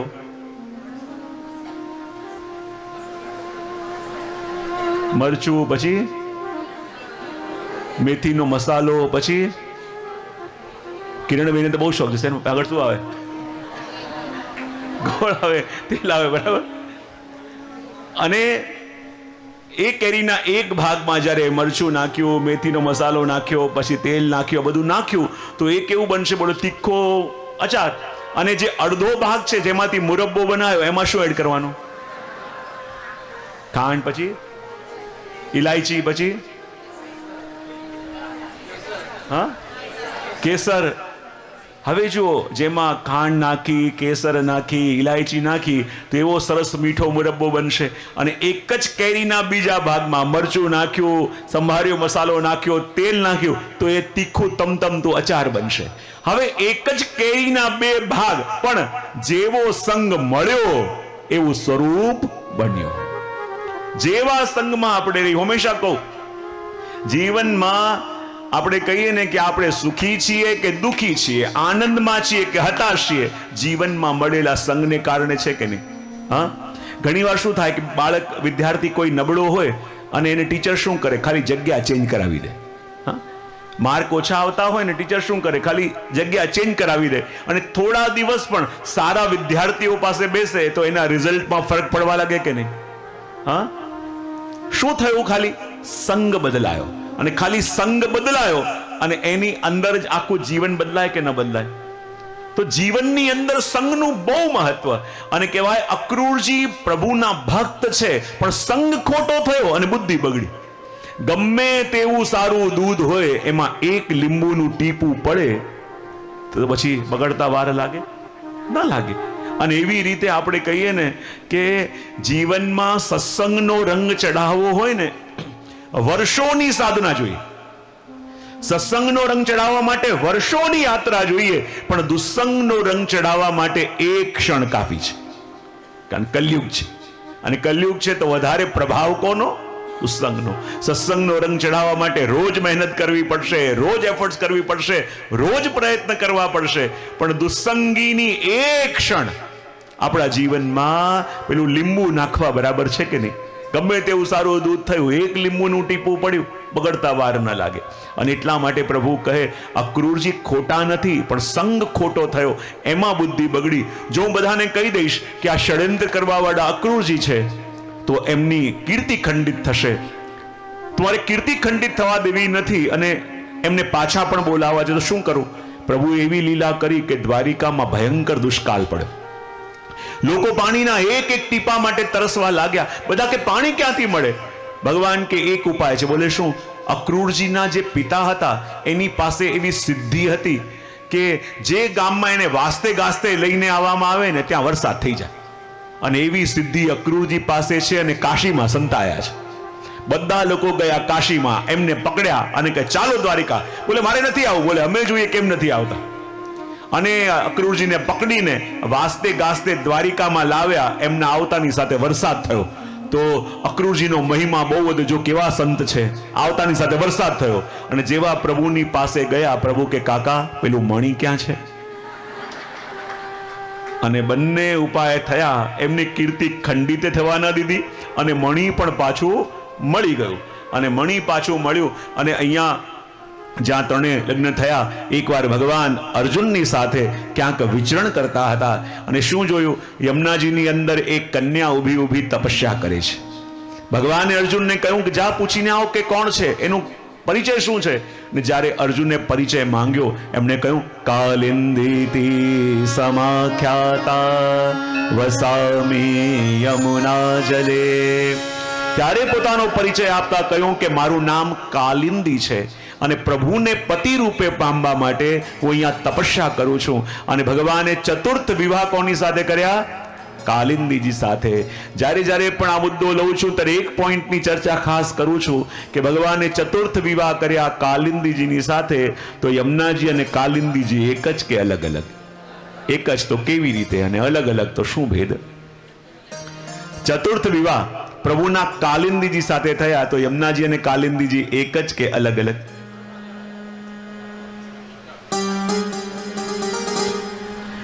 યમુનાજી અને કાલિંદીજી એક જ માનતા હોય? આંગળી ઊંચી કરજો જરા.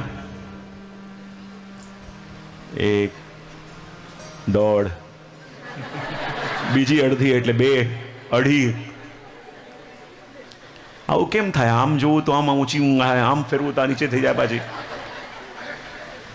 યમુનાજી અને કાલિંદીજી એક જ છે માનતા હોય? આંગળી ઊંચી કરજો. અહીંયા કંઈક 5-6 જોઈતી આંગળીઓ મેં આવી થઈ. અહીંયા બી છે, અહીંયા છે, અહીંયા છે. બહુ સરસ. 15, 20, 25 જણ એમ માને છે કે યમુનાજી અને કાલિંદીજી એક જ છે. અલગ અલગ માનતા આંગળી ઊંચી કરો. 25-30 અહીંયા છે, 10-15 અહીંયા છે, અહીંયા છે, અહીંયા છે, અહીંયા છે. હા, બાકી બધાનું શું?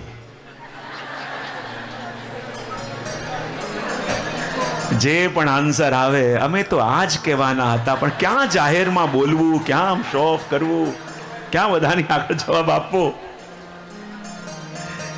તો યમુનાજી અને કાલિંદીજી બંને એક જ નથી.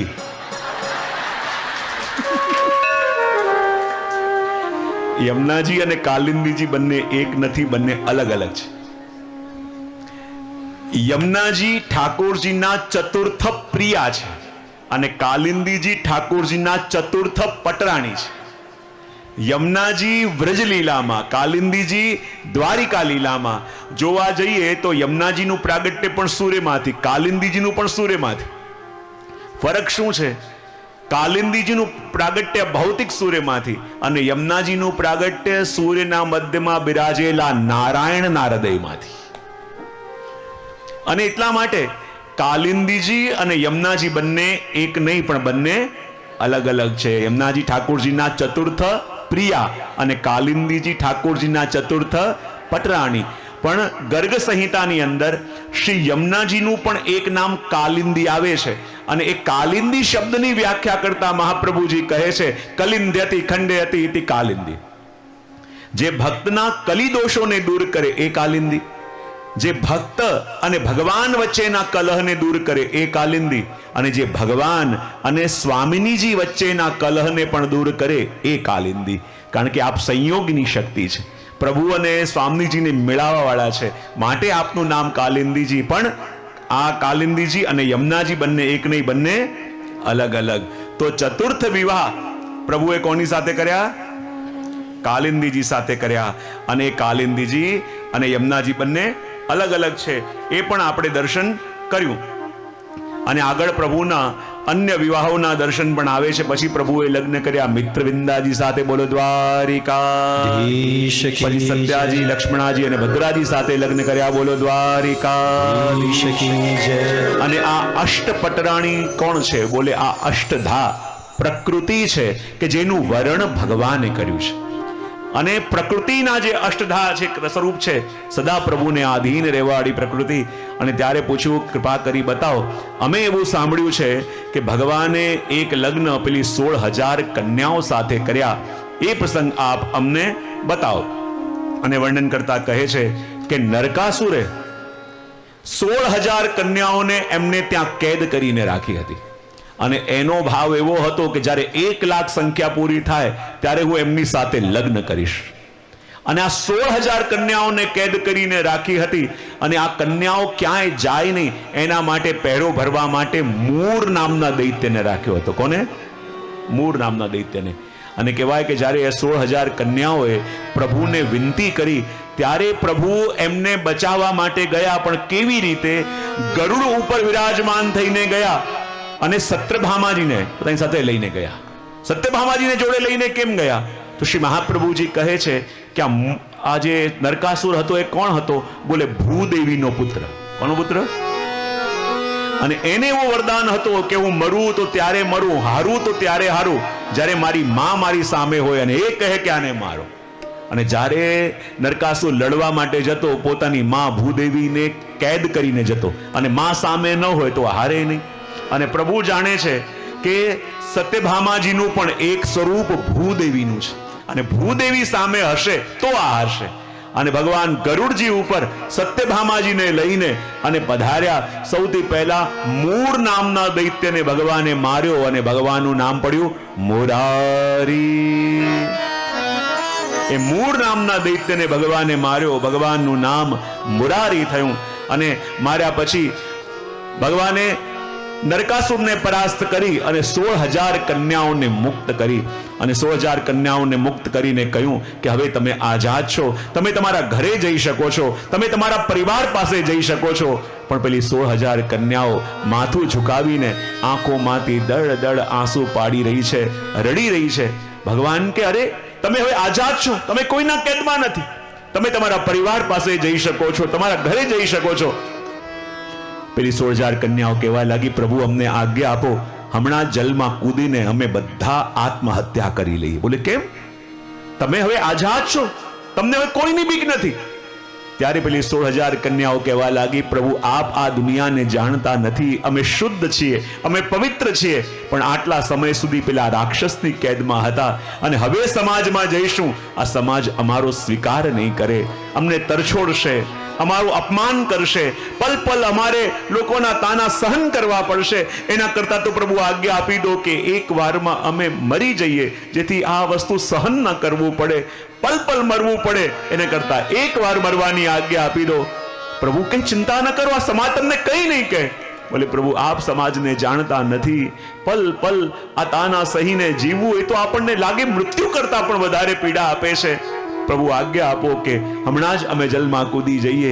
પ્રભુ વિચાર કરે કે જેની રક્ષા મેં કરી એ આવી રીતે મરવાની વાત કરે. પ્રભુ કંઈક વિચારવા લાગ્યા અને આવીને કહે, તમે ચિંતા ન કરો, તમને પણ સમાજમાં એ જ સન્માન મળશે કે જે સન્માન બીજી સ્ત્રીઓને મળે છે. તમે પણ આ સમાજમાં એ જ રિસ્પેક્ટ સાથે રહેશો કે જે સન્માન બીજી સ્ત્રીઓને મળે છે. પ્રભુ કેવી રીતે? તમને એવું લાગે છે ને કે તમે અહીંયાથી જશો, તમારો સ્વીકાર સમાજ નહીં કરે, તમને કોઈ અપનાવવા તૈયાર નહીં થાય, તમારે પલ પલ અપમાનિત થવું પડશે, પલ પલ મરવું પડશે, તો ચિંતા ન કરો. જેને કોઈ સ્વીકારવા તૈયાર ન થાય એને હું સ્વીકારું છું. તમને એવું લાગે છે કે તમને કોઈ નહીં અપનાવે તો ચિંતા ન કરો, તમારા બધાની સાથે હું લગ્ન કરીશ અને તમારા નામની સાથે હું મારું નામ જોડીશ. પછી હું જોઉં છું કે આ સમાજ તમને એ જ સન્માન કેમ ના આપે કે જે સન્માન બીજાઓને મળે છે. એકવાર તાલીનાથી આપણે એમને વધાવીશું. Thanks for coming.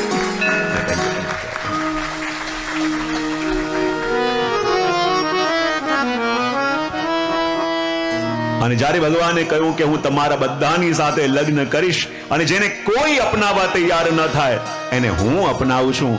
અને કહેવાય ને કે ભગવાને એમને અપનાવવા માટે 16,000 સ્વરૂપો ધારણ કરીને અને એમની સાથે એક જ મંડપમાં એક સ્થાનમાં લગ્ન કર્યા.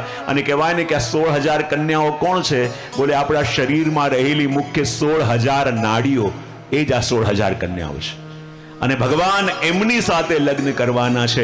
અને હું કાયમ કહેતો હોઉં કે કથાનો છેલ્લો દિવસ, હું હંમેશા કહું કે પહેલા દિવસે શોભાયાત્રા નીકળી એટલે પ્રભુ બારાત લઈને નીકળી ચૂક્યા છે.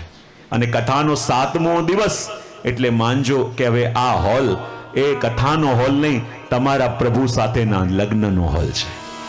કથાનો 7મો દિવસ એટલે પ્રભુ કોઈ પણ ક્ષણે બરાત લઈને પધારતા હશે. અને 16,000 કન્યાઓની સાથે લગ્ન કરવા જ્યારે પ્રભુ પધારે છે, એ 16,000 કન્યાઓ સુંદર શૃંગાર કરી રહી છે, સુંદર તૈયાર થઈ રહી છે કે પ્રભુ લગ્ન કરવા માટે આવે છે. અને સખીઓને કહી રહી છે, ભગવાને એક સાથે એક મુહૂર્તમાં 16,000 સ્વરૂપો ધારણ કરીને 16,000 કન્યાઓ સાથે લગ્ન કર્યા. અને જેમ આપણે દર્શન કર્યું કે આ કન્યાઓ માત્ર 16,000 કન્યાઓ નહીં પણ આપણા શરીરમાં રહેલી એ 16,000 નાડીઓ છે કે જેનું વર્ણન ભગવાને કર્યું છે. આગળ પ્રશ્ન પૂછાય છે કે ભગવાનના પુત્ર થયા પ્રદ્યુમ્નજી અને એ પ્રદ્યુમ્નજીના પુત્ર થયા અનિરુદ્ધલાલજી અને એમના લગ્ન થયા બાણાસુરની કન્યા ઉષા સાથે. તો એ પ્રસંગ આપ અમને જણાવો. તો વર્ણન કરતા કહે છે કે બાણાસુર જેમને શિવજીની આરાધના કરી અને શિવજીની આરાધના કરી અને શિવજી જ્યારે પ્રસન્ન થઈને માંગવાનું કહ્યું, એમણે 10,000 હાથોનું સામર્થ્ય માંગ્યું અને એ માંગ્યું કે હું ક્યારે પણ હારું નહીં. ત્યારે શિવજીએ શું કહ્યું કે તને એમને એમ કોઈ હરાવી નહીં શકે, પણ જે દિવસે તારા રથની ધજા પડશે એ દિવસે તારા ઉપર કોઈ આક્રમણ કરીને તને હરાવશે.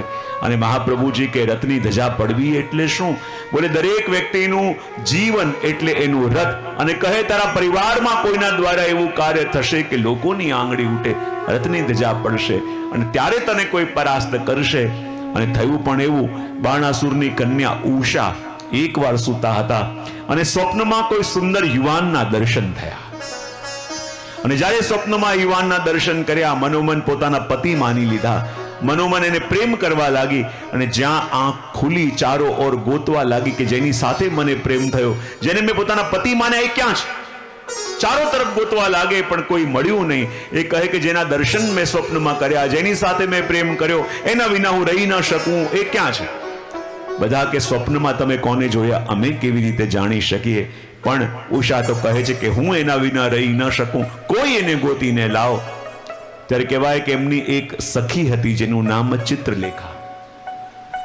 ચિત્રલેખા.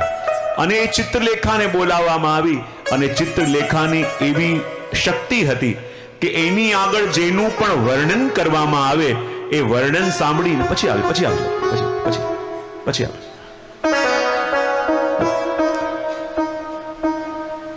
બોલે કૃષ્ણ કનૈયા લાલ કી જય. એવી શક્તિ હતી કે જેનું પણ વર્ણન એમની આગળ કરવામાં આવે એ વર્ણન શ્રવણ કરીને એવું ને એવું ચિત્ર બનાવી શકે. અને ઉષાની આગળ એમને લાવવામાં આવ્યા અને આવીને ચિત્રલેખા કહે તમે સ્વપ્નમાં કોને જોયા એ જરા વર્ણન તો કરો. નેત્ર બંધ કરીને એનું સ્મરણ કર્યું અને ઉષા વર્ણન કરવા લાગી કે એવી એની આંખો છે, આવા એના ઘુંઘરાલા કેશ છે, આવી એની નાસિકા છે, આવા એના અધર છે. જેમ જેમ વર્ણન કરવા લાગી એમ એમ ચિત્રલેખા ચિત્ર બનાવવા લાગી. અને જ્યાં ઉષાનું વર્ણન પૂરું થયું, ચિત્રલેખાનું ચિત્ર પૂરું થયું અને ચિત્ર બતાવીને કહે શું એ આવા લાગે છે? બોલે આજ તો છે, એમ કહીને ઊભી થઈ ગઈ. આજ છે જેની સાથે મને પ્રેમ થયો છે. તો કે જાણે છે આ કોણ છે? બોલે કોણ છે? બોલે આ તો દ્વારિકાધીશના પૌત્ર અનિરુદ્ધલાલજી છે. એની સાથે તારા લગ્ન કેમ કરીને થઈ શકે? એ કે કંઈ પણ થાય, મારે તો આમની સાથે જ લગ્ન કરવા છે.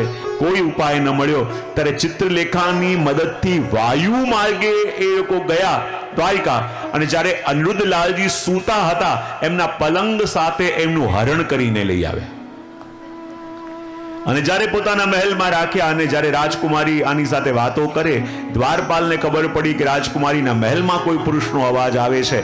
વાતો બહાર થવા લાગી અને આખા ગામની અંદર ચર્ચા થવા લાગી કે રાજકુમારી કોઈ પુરુષ સાથે વાત કરે છે. એમ કરતા કરતા કહેવાય કે જ્યાં આખા ગામમાં વાતો થવા લાગી, તો જે બાણાસુરની રથની ધજા ફરકતી હતી એ રથની ધજા નીચે પડી, અને કહ્યું કે જ્યારે રથની ધજા નીચે પડશે ત્યારે કોઈ આક્રમણ કરશે. અને નારદજી આવ્યા પ્રભુની પાસે અને આવીને કે પ્રભુ આપનો આખો પરિવાર ક્યાં છે? એમને બોલાવો તો ખરા. બધા આવ્યા પણ અનિરુદ્ધલાલજી ન આવ્યા. ત્યારે ખબર પડી એને તો બાણાસુરે કેદ કર્યા છે. ત્યારે ભગવાને ત્યાં ચડાઈ કરી અને એમને બચાવ્યા. આગળ વર્ણન આવે છે નૃગરાજાનું. ભગવાનના બાળકો જ્યારે બધા રમતા હતા અને શું જોયું? એક કુવા ઉપર એક કાચિંડો બેઠો છે. કાચિંડો જાણો છો? લિઝર્ડ અલગ, હા, કમેલિયન. કાચિંડો છે, રંગ બદલે ને પણ માણસ જેટલો નહીં.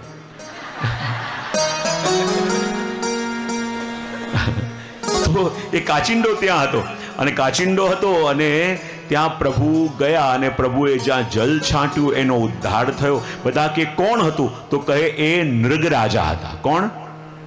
અને નૃગરાજા એવા કે જેમણે એમના જીવનમાં કરોડો કરોડો ગાયોનું દાન કર્યું. તો મહાપ્રભુજી પ્રશ્ન કરે છે કે કયું કરોડો ગાયોનું દાન કર્યું? કરોડો ગાય લાયા ક્યાંથી? કરોડો ગાયો આપી કોને? અને જેને આપી એને રાખી ક્યાં? તો મહાપ્રભુજી કહે છે કે યદિ એક ગાયનું દાન પણ ઉત્તમ મુહૂર્તમાં કરો તો એક ગાય દાનનું ફળ 100 ગાય દાન બરાબર. એક જ ગાયનું દાન ઉત્તમ મુહૂર્તમાં અને ઉત્તમ સંકલ્પ સાથે કરો તો એક ગાયનું દાન 1000 ગાય દાન બરાબર. એક જ ગાયનું દાન ઉત્તમ મુહૂર્તમાં ઉત્તમ સંકલ્પ સાથે ઉત્તમ ભૂમિમાં કરો તો એક ગાય દાનનું ફળ 1 લાખ ગાય દાન બરાબર. અને એક જ ગાયનું દાન ઉત્તમ મુહૂર્તમાં ઉત્તમ સંકલ્પ સાથે ઉત્તમ ભૂમિમાં અને ઉત્તમ પાત્રને કરો તો એક ગાય દાનનું ફળ 1 કરોડ ગાય દાન બરાબર. અને આવી રીતે દાન કરીને એમણે કરોડો ગાયોના દાનનું ફળ પ્રાપ્ત કર્યું હતું. પણ એકવાર શું થયું? એક બ્રાહ્મણને દાનમાં અપાયેલી ગાય ભૂલથી પાછી ગૌશાળામાં આવી ગઈ, અને એ જ ગાય બીજા બ્રાહ્મણને દાનમાં અપાઈ ગઈ, અને શ્રાપ પડ્યો કે તમે નર્કમાં જશો. અને નર્ક યાતના ભોગતા હતા, અને ભગવાને એમનો ઉદ્ધાર કર્યો. અને આગળ પ્રસંગ આવે છે કે એકવાર દાઉજી પણ વ્રજમાં પધાર્યા. દાઉજી આવીને ભગવાનને કહ્યું, અરે કનૈયા, આટલા દિવસ થયા આપણે અહીંયા છીએ, મને તો વ્રજની બહુ યાદ આવે છે, શું તને યાદ નથી આવતી? ચાલો આપણે એકવાર વ્રજમાં જઈને આવીએ. ત્યારે પ્રભુ કે દાદા હું તો જરૂર આવીશ, થોડીક રાજકાજની જવાબદારીઓ છે, આપ પધારો. અને કહેવાય ત્યારે દાઉજી વ્રજમાં પધાર્યા, અને એવું વર્ણન મળે છે કે દાઉજી પણ ત્યારે રાસ કર્યો. અને રાસ કોની સાથે કર્યો? પંચમ સ્કંદના 25મા અધ્યાયમાં જે નાગ કન્યાઓની કથા આવે છે, દાઉજી શેષ અવતાર છે, અને એમની સાથે જેનો સંબંધ, એવી નાગ કન્યાઓ પણ ગોપી રૂપે વ્રજમાં પ્રગટી હતી. અને દાઉજીએ એમની સાથે રાસ કર્યો. અને રાસ કરતા કરતા જ્યારે યમુનાજીને બોલાવ્યા, યમુનાજી ન આવ્યા, ત્યારે કહેવાય છે કે દાઉજીની અંદર ભગવાનનો આવેશ આવ્યો, અને ગૌર વર્ણના દાઉજી શ્યામ વર્ણના થયા. ત્યારે યમુનાજી પધાર્યા. જો આપણા પુષ્ટિ માર્ગમાં જ્યાં જ્યાં દાઉજીના સ્વરૂપ બિરાજે છે, દાઉજી કેવા હતા? ગૌર. પણ જ્યાં જ્યાં આપણા પુષ્ટિ માર્ગમાં દાઉજીના સ્વરૂપ બિરાજે છે, કેવા? શ્યામ સ્વરૂપ. જ્યારે જ્યારે પ્રભુનો આવેશ દાઉજીની અંદર આવે ને, ત્યારે ગૌર દાઉજી શ્યામ થઈ જાય, અને એ સ્વરૂપ આપણે ત્યાં સેવ્ય છે, એ સ્વરૂપ આપણે ત્યાં બિરાજે છે. આગળ ભગવાને પૌંડ્રકનો પણ ઉદ્ધાર કર્યો, અને પૌંડ્રકનો પણ ઉદ્ધાર કર્યો. અને પ્રભુના ગ્રહસ્થાશ્રમનું વર્ણન આવે. ભગવાનને એકવાર રૂકમણીજીનો લખેલો પત્ર યાદ આવ્યો, અને ભગવાને કહ્યું કે પત્ર તો બહુ સારો હતો, પત્રમાં અક્ષર પણ બહુ સારા હતા, પણ એમાં રૂકમણીજી લખ્યું હતું કે જેવા સુંદર આપ એવી હું, જેવા જ્ઞાની આપ એવી હું, જેવા સૌંદર્યવાળા આપ એવી હું. ત્યારે પ્રભુ કહે પત્ર સારો હતો, અક્ષર સારા હતા, વિચાર સારા હતા, પણ એમાં આપ થોડું ઓછું. અને હું કંઈક વધારે હતું. અને ભગવાને જઈને રૂકમણીજીને કહ્યું ખરેખર મેં આપની સાથે બહુ અન્યાય કર્યો છે. ક્યાં હું ગોવાળ અને ક્યાં આપ રાજાના પુત્રી. ખરેખર જો હમણાં પણ ઈચ્છા હોય તો કોઈ બીજા શિશુપાલને ગોતવા જાઓ. રૂકમણીજી મૂર્છિત થઈને ઢળી પડ્યા કે પ્રભુ મારી બરાબરી આપની સાથે ક્યારે થાય જ નહીં. આપ તો મોહન છો અને હું સદા આધીન રહેવા વાળી માયા છું.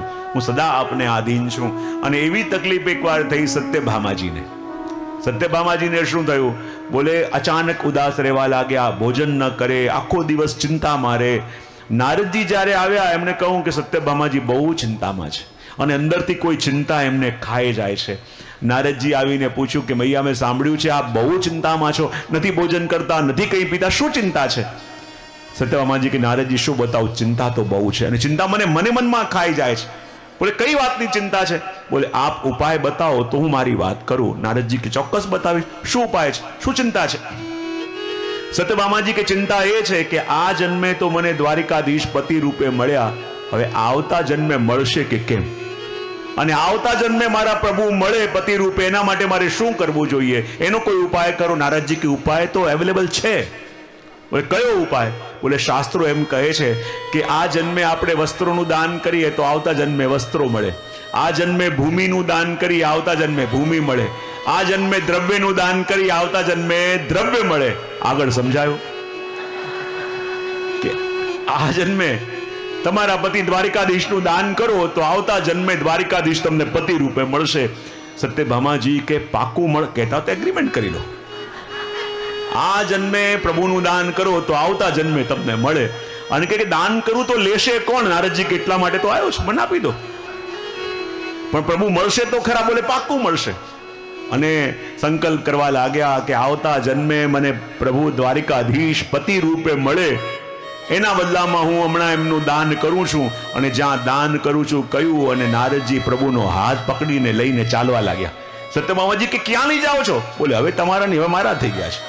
ત્યાં તો બધી રાણીઓ આવી ગઈ કે તમારા એકલાના છોડી છે કે દાન કરી દીધા, અમે ક્યાં જઈશું? બધા નારદજીના પગ પકડ્યા કે પ્રભુ તો અમારા પણ છે અને આ તમે દાનમાં આપી દીધા, અને આવતા જન્મે મળે એના માટે આ જન્મનું સુખ કેમ ખોઈ દીધું? બધા રડવા લાગ્યા. ત્યારે કોઈ ઉપાય ન મળ્યો. ત્યારે નારદજી કે એક ઉપાય છે. બોલે શું? એક તરાજુ બનાવવામાં આવે, એના એક પરડામાં હું પ્રભુને પધરાવું અને તમારી પાસે જે પણ કંઈ કિંમતી હોય બીજા પરડામાં પધરાવો. પ્રભુનો પલ્લો ઊંચો થયો તો પ્રભુ તમારા, અને ન થયો તો હંમેશા માટે મારા. અને એક મોકો મળ્યો હતો અને એક ત્રાજવામાં પ્રભુને પધરાયા અને બધી રાણીઓ જઈને મોંઘા મોંઘા જરીના વસ્ત્રો, સોના ચાંદીના વાસણો, બધા ઘરેણાઓનો ઢગલો કરી દીધો, પણ પ્રભુનું પરડું આટલું એ ઊંચું ન થયું. અને હવે બધાને ચિંતા થવા લાગી કે હવે આ પ્રભુને કેમ કરીને પામશું. બધી રડવા લાગી કે હવે કોઈ ઉપાય ન રહ્યો. દૂર ઉભા ઉભા રૂક્ષ્મણીજી આ દ્રશ્ય જુએ છે. પ્રભુની કૃપા જોઈને, પ્રભુની કરુણા જોઈને હૃદયમાં ભાવ જાગ્યો. પાસે આવ્યા અને કહું બીજા પરડામાંથી આ બધી સંપત્તિ હટાવો. બધી સંપત્તિ હટાવવામાં આવી. એક તુલસી પત્ર લીધું અને જ્યાં પ્રભુની કૃપાનું સ્મરણ કર્યું, રૂક્ષ્મણીજીના આંખમાંથી અશ્રુ બિંદુ પડ્યા અને એને તુલસી પત્ર પર ઝીલી જ્યાં બીજા પરડામાં મૂક્યું અને પ્રભુનો પલડો ઊંચો થઈ ગયો. જે અનેક સંપત્તિ અને દ્રવ્યથી ન તોડાયા, એ તોડાયા તો શુદ્ધ પ્રેમથી તોડાયા. એટલા માટે જ્યારે જીવ બ્રહ્મ સંબંધ લે અને જ્યાં તુલસી પત્ર પ્રભુના ચરણોમાં પધરાવે અને પ્રભુ ત્યાંથી આવી આપણા ઘરે આવીને વિરાજમાન થઈ જાય. આ તો પ્રભુની કૃપા છે. અને આગળ વર્ણન આવે છે કે પ્રભુ કૃપા કરીને બતાવો. અમે એવું શ્રવણ કર્યું છે કે જ્યારે ભગવાન સાંદીપની આશ્રમમાં ભણતા હતા ત્યારે પ્રભુની મિત્રતા એક બ્રાહ્મણ બાલક સાથે થઈ હતી. એ ચરિત્ર આપ અમને સંભળાવો. અને સુદામાજીનું ચરિત્ર સંભળાવતા કહી રહ્યા છે, કૃષ્ણ સ્યાસે સખા કશ્ચિત બ્રાહ્મણો બ્રહ્મવીતમ વિરક્ત ઇન્દ્રિયાર્થેષુ શાંતાત્મા જીતેન્દ્રિય.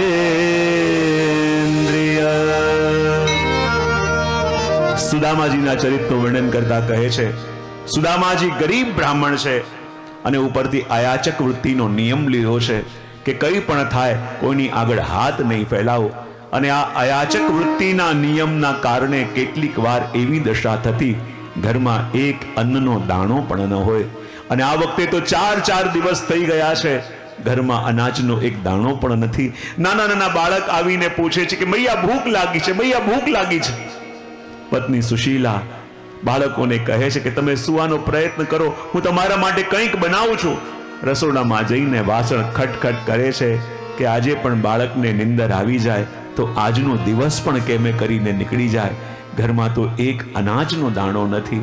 પણ જ્યારે આ દ્રશ્ય જોયું, હવે સુશીલાથી પણ સહન ન થયું. પતિ સુદામાની પાસે આવીને પૂછે છે કે કેવા માતા પિતા આપણે, બાળકને એક સમયનું ભોજન પણ ના આપી શકીએ. સુદામાજી કહે હું પણ શું કરું, અયાચક વૃત્તિનો નિયમ મેં લીધો છે.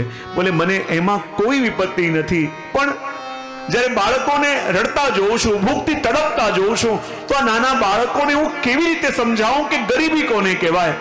આ બાળકોને હું કેવી રીતે સમજાવું કે ભૂખ કોને કહેવાય? કંઈક તો કરો સ્વામી. બોલે હું પણ શું કરી શકું? ત્યારે સુશીલાએ કહ્યું, આપ ઘણી વાર કહો છો કે ભગવાન દ્વારિકાધીશ આપના મિત્ર છે અને બધા કહે છે કે એ તો ભગવાન છે, શું આપ એકવાર એમને મળવા ન જઈ શકો? સુદામાજી કે મિત્ર ત્યારે હતા જ્યારે બંને સમાન હતા, જોડે ભણતા, જોડે રમતા. પણ હવે પરિસ્થિતિ બદલાઈ ગઈ છે. એ તો દ્વારિકાના રાજા છે અને હું સાધારણ ગરીબ બ્રાહ્મણ છું. અરે મળવા જઈશ તો પણ લોકો એમ જ કહેશે કે જો આ મિત્રતાનો લાભ ઉઠાવવા માટે આવ્યો અને મારી મિત્રતા લજવાય એ મારાથી સહન નહીં થાય. તો શું ભૂખને માળે તડપી તડપીને આ બાળકને કંઈક થઈ ગયું તો પોતાને ક્યારેક ક્ષમા કરી શકીશું? કે કેવા માતા પિતા બાળકનું પેટ ન ભરી શક્યા?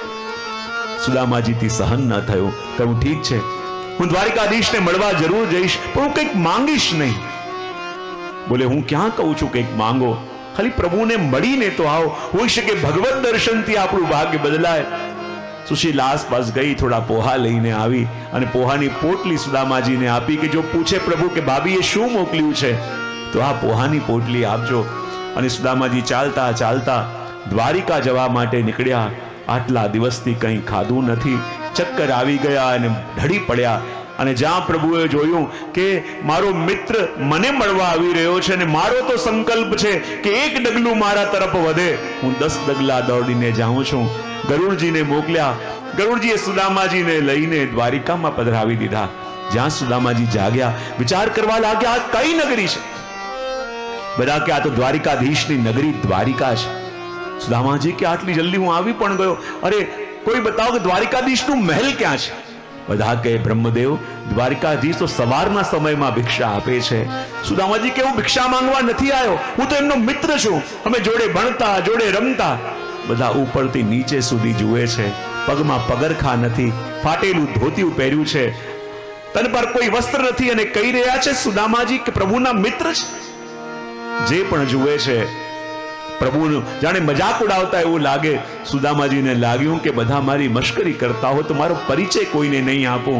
જેમ તેમ કરતા દ્વારિકાધીશના મહેલની બહાર પહોંચ્યા અને મંત્રી જતા હતા એને કહ્યું કે હું બહુ દૂરથી આવ્યો છું, દ્વારિકાધીશને મળવાનો સમય ન હોય મને કોઈ આપત્તિ નથી, પણ દ્વારિકાધીશને ખાલી એટલું જઈને કહો કે એમનો મિત્ર સુદામા મળવા માટે આવ્યો છે. મંત્રી અંદર ગયા. ભગવાન રાણીવાસમાં ઝૂલા ઉપર ઝૂલી રહ્યા છે. બધી પટરાણીઓ એમને ઈંડોળે ઝૂલાવી રહી છે અને ત્યાં હાથ જોડીને કહે છે કે કૃપાનાથ, કોઈ બહાર આપને મળવા આવ્યું છે.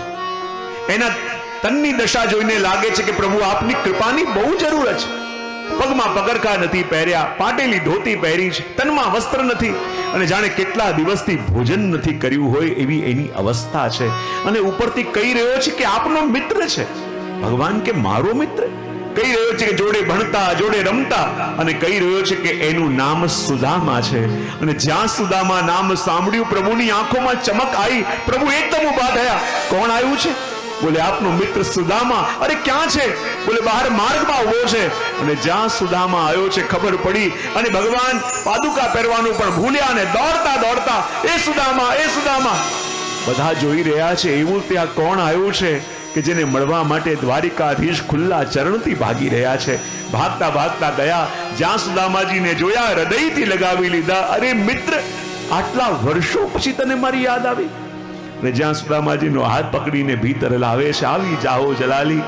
અને જ્યારે કોઈ ગરીબ બ્રાહ્મણનો હાથ પકડીને ભગવાન લાવે છે, બધા દંગ થઈ ગયા કે એવું તે આજે આ કોણ છે કે ભગવાન જેનો હાથ પકડીને લઈને આવી રહ્યા છે. સુદામાજીને ભીતર લાવ્યા અને સિંહાસન પર વિરાજમાન થયા. પ્રભુ એમના ચરણોમાં બેઠા, બંને ચરણ પોતાના ખોળામાં લીધા અને જ્યાં ચરણ ઊંચા કર્યા એમાં ફોલ્લા પડી ગયા છે, કાંટા વાગ્યા છે. પ્રભુ કહે, અરે જલ્દી જાઓ, ગરમ જલ કરીને લાવો, મારો મિત્ર મને મળવા આવ્યો. જુઓ તો ખરા શું દશા થઈ. પણ રાણીઓ જલ ગરમ કરવા જાય એનાથી પહેલા પ્રભુની આંખમાંથી દળ દળ આંસુ વહી રહ્યા છે. પ્રભુ રડતા જાય, સુદામાજીના ચરણોને ધોતા જાય છે. અને પ્રભુ સુદામાને જુએ છે, સુદામાજી પ્રભુને જુએ છે. એક શબ્દ ભગવાન બોલી શકતા નથી, એક શબ્દ સુદામાજી બોલી શકતા નથી. જ્યારે પણ આ પ્રસંગ કોઈ પ્રસંગનું સ્મરણ મને થાય, એ જ રીતે બે મિત્ર જોડે રમતા, જોડે ભણતા, પણ એવું કાળચક્ર ફર્યું. એક તો એ શહેરનો મોટો નગર શેઠ બન્યો અને એક સાધારણ ગરીબ લઈ ગયો. અને જે ગરીબ મિત્ર હતો એની એકની એક દીકરી, એના લગ્ન નક્કી થયા. 3 દિવસ પછી બરાત આવવાની છે, પણ એની પાસે ફૂટી કૌડી પણ નથી. અને એની પત્ની પણ કહે છે 3 દિવસ પછી બરાત આવવાની છે અને આપણી પાસે ફૂટી કૌડી પણ નથી, દીકરીના લગ્ન કેમ કરીને કરીશું? એ કે હું પણ શું કરી શકું? એ કહે કે આપ ઘણી વાર કહેતા હો છો કે આ શહેરના જે મોટા નગર શેઠ છે એ આપના મિત્ર છે, શું એમને મળવા ન જઈ શકું? અને એણે પણ એ જ કહ્યું કે મિત્ર ત્યારે હતા જ્યારે બંનેની સમાન અવસ્થા હતી, બંને સમાન હતા, જોડે ભણતા, જોડે રમતા. પણ આજે તો એ નગર શેઠ છે અને હું સાધારણ વ્યક્તિ છું. મળવા પણ ગયો તો લોકો એમ જ કહેશે કે જો મિત્રતાનો લાભ લેવા આવ્યો, અને એ મારાથી સહન નહીં થાય. બોલે એ તો સહન નહીં થાય, પણ દ્રવ્ય ન હોવાને કારણે જો જાન ખાલી હાથે પાછી ગઈ તો દીકરીના આંખના આંસુ સહન કરી શકશો? અને એ વસ્તુ એનાથી સહન ન થઈ કે હું ઠીક છે, આજે હું મળવા જઈશ. અને આજે વર્ષો પછી આ મિત્ર પેલા નગર શેઠને મળવા માટે આવ્યો. અને જ્યારે એણે જોયું, એ પણ ભેટી પડ્યો, અરે મિત્ર, એક શહેરમાં આપણે રહીએ છીએ, આટલા વર્ષો પછી તને મારી યાદ આવી? ત્યારે પેલા ગરીબ મિત્રે પેલી દીકરીના લગ્નની પત્રિકા હાથમાં આપી અને કહ્યું, મારી દીકરીના લગ્ન 3 દિવસ પછી છે, તારે પણ આવવાનું છે. એને કહું, શું મારી દીકરી નથી? અરે હું જરૂર આવીશ, હું પારકો થોડી છું કે મને આમંત્રણ આપવું પડે, જરૂરથી આવીશ. પણ પછી પેલા ગરીબ મિત્રે કહ્યું, જો તને વાંધો ન હોય, 3 દિવસ પછી બારાત આવવાની છે ને મારે દ્રવ્યનો થોડો સંકોચ છે, તું મને 10,000 રૂપિયા આપી શકે? એને કહ્યું, ઉભો રે, એમાં કઈ મોટી વાત નથી. ભાગતો ભાગતો ગયો, 10,000 રૂપિયા લઈને આવ્યો અને હાથમાં આપ્યો કે મારા માટે મોટી રકમ નથી, લઈ લે. અને જ્યાં 10,000 રૂપિયા હાથમાં આપ્યા, પેલો ગરીબ મિત્ર કંઈ બોલી ન શક્યો, બસ આંખમાંથી આંસુ આવ્યા, હાથ જોડીને સીધો બહાર નીકળી ગયો. અને જ્યારે ગરીબ મિત્ર ગયો, પેલો જે નગર શેઠ હતો એ ધ્રુસકે ને ધ્રુસકે રડવા લાગ્યો. જેમ એક બાળક રડે એવી રીતે ધ્રુસકે ને ધ્રુસકે રડવા લાગ્યો. એની પત્ની પૂછે છે કે શા માટે રડો છો? તમારે મદદ કરવી હતી, કરી દીધી, હવે રડો છો કેમ? ત્યારે પેલા નગર શેઠે કહ્યું કે હું એટલે નથી રડતો કે મારે એને કંઈ આપવું નતું ને આપવું પડ્યું. હું એટલે નથી રડતો કે મારે મદદ નથી કરવી અને મદદ કરવી પડી. હું તો એટલે રડું છું કે હું જાણતો હતો કે 3 દિવસ પછી એના દીકરીના લગ્ન છે, બરાત આવવાની છે, અને એની પાસે એક ફૂટી કૌડી પણ નથી. તો હું સામે ચાલીને એની મદદ કરવા કેમ ના ગયો? કેમ એણે મારા ઘરે સુધી આવવું પડ્યું, પોતાની નજરોમાં પડવું પડ્યું, અપમાનિત થવું પડ્યું? એ વસ્તુ મારાથી સહન થતી નથી. અને આજે એ જ અવસ્થા આપણા દ્વારિકાધીશની છે કે સુદામા, હું તારી અવસ્થા જાણું છું અને તારે ઠેઠ અહીંયા સુધી આવવું પડ્યું. સુદામાજીના ચરણના એક એક કાંટા પ્રભુ પોતાના હાથથી કાઢી રહ્યા છે, પણ એક કાંટો એટલો ઊંડો ઘૂસેલો છે. સુદામાજી ફરી પ્રભુએ કાઢવાનો પ્રયત્ન કર્યો, એ કાંટો ન નીકળ્યો. પ્રભુ કહે, સુદામા, તું મારી પાસે આવ્યો છે તો આ કાંટો તો હું કાઢીને રહીશ. કારણ કે પ્રભુ કહે છે, હું જાણું છું આ કાંટો બીજો કોઈ નહીં, તારા ભાગ્યમાં લખેલી ગરીબીનો કાંટો છે. તું મારી પાસે આવ્યો છે તો આ તો હું કાઢીને રહીશ. ફરી સુદામાજીના ચરણ ઊંચા કરી ફરી કાંટો ખેંચવાનો પ્રયત્ન કર્યો, અને જ્યારે કાંટો ન નીકળ્યો ત્યારે પ્રભુએ સુદામાજીના થયો અને સુદામાજીની ભાગ્યમાં લખેલી ગરીબીને હંમેશા માટે દૂર કરી દીધી. પણ એક વાર પણ કહ્યું નહીં કે હું શું તારા માટે કરું છું. અને જ્યારે સુદામાજીને ભોજન કરવા માટે બેસાડ્યા અને કહ્યું, જો સુદામા, તને જે જે પણ ભાવે છે ને એ બધું તારા માટે બનાવ્યું છે.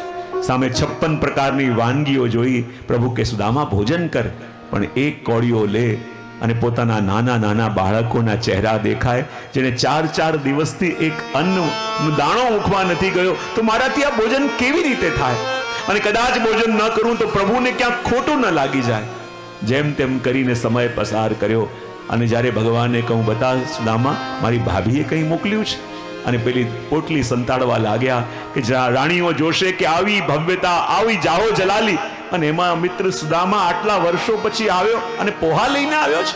શું વિચાર કરશે? પોતાની પોટલી સંતાડવા લાગ્યા. પ્રભુ કે ના, જરૂર મારી ભાભીએ કંઈક મોકલ્યું છે. અને જ્યાં પોટલી સંતાડતા હતા એ પોટલી છીનવી, ખોલીને જોઈ, અરે આમાં તો તાંદુલ છે, આ તો મને બહુ પ્રિય છે. ભગવાને એક મુઠ્ઠી અરોગ્યા, બીજી મુઠ્ઠી અરોગ્યા, ત્રીજી મુઠ્ઠી અરોગવા ગયા. રૂકમણીજીએ હાથ પકડ્યો, કહે, પ્રભુ, પહેલી મુઠ્ઠીના બદલામાં આપે કુબેરની સંપત્તિ આપી દીધી, બીજી મુઠ્ઠીના બદલામાં ઇન્દ્રની સંપત્તિ આપી દીધી, અને ત્રીજી મુઠ્ઠીના બદલામાં પોતાનું પણ સર્વસ્વ આપવા તૈયાર થયા. ભગવાને બધું આપી દીધું, પણ એક વાર પણ ખબર પડવા ન દીધી કે હું શું આપી રહ્યો છું. સુદામાજી થોડા દિવસ રહ્યા અને વિચાર કરે, હવે મારે પાછા જવું જોઈએ, પ્રભુની પાસે આજ્ઞા લેવા જઈશ. પ્રભુ કદાચ મને રોકવાનો પ્રયત્ન કરે, રોકાવું કે ન રોકાવું? પ્રભુ મને જરૂર કંઈક આપવાનો પ્રયત્ન કરશે, મારી પરિસ્થિતિ જાણે છે, હું લઉં કે ન લઉં? એ દુવિધામાં ભગવાન પાસે ગયા અને કહે કે પ્રભુ, હવે મારે જવું જોઈએ, મને જવાની આજ્ઞા આપો. ભગવાન કે ભલે સુદામા, એવું કર, આજે જ તું જા. બધા પ્રતીક્ષા કરતા હશે, પણ જે પિતાંબર પહેર્યું છે એ રાખીને જજે, એ મારું છે. ન કંઈક આપવાનો વાદો કર્યો, ન કંઈ રોકવાનો પ્રયત્ન કર્યો. સુદામાજીને લાગ્યું કે હું રોકાયો છું, જરૂર કંઈક આપશે. ચાલતા ચાલતા પોતાને ઘરે જતા હતા. વિચાર કરે, મારી પત્ની, મારા બાળકો પ્રતીક્ષા કરતા હશે, એમને શું જવાબ આપીશ? ચલો, કંઈ મળ્યું નહીં, મિત્રતાની લાશ તો રહી ગઈ. પણ જ્યાં પોતાના ઘરે પહોંચ્યા, શું જોયું કે જ્યાં પોતાની કુટિયા હતી ત્યાં એક ભવ્ય મહેલ જોયો. અને જ્યાં ભવ્ય મહેલ જોયો, વિચાર કરી, આ મહેલ કોનો છે? કોઈ કહ્યું, આ તો મહારાજા સુદામાનો મહેલ છે. અને સુદામાજીને લાગ્યું કે હું જ્યારે દ્વારિકા ગયો, જરૂર કોઈ સુદામા નામના રાજાએ આક્રમણ કર્યું હશે, રાજ્ય જીતી લીધું હશે, અને એનું મહેલ બનાવવા માટે એને મારી કુટિયાની જગ્યા મળી. મારી પત્ની, મારા બાળકો ક્યાં હશે?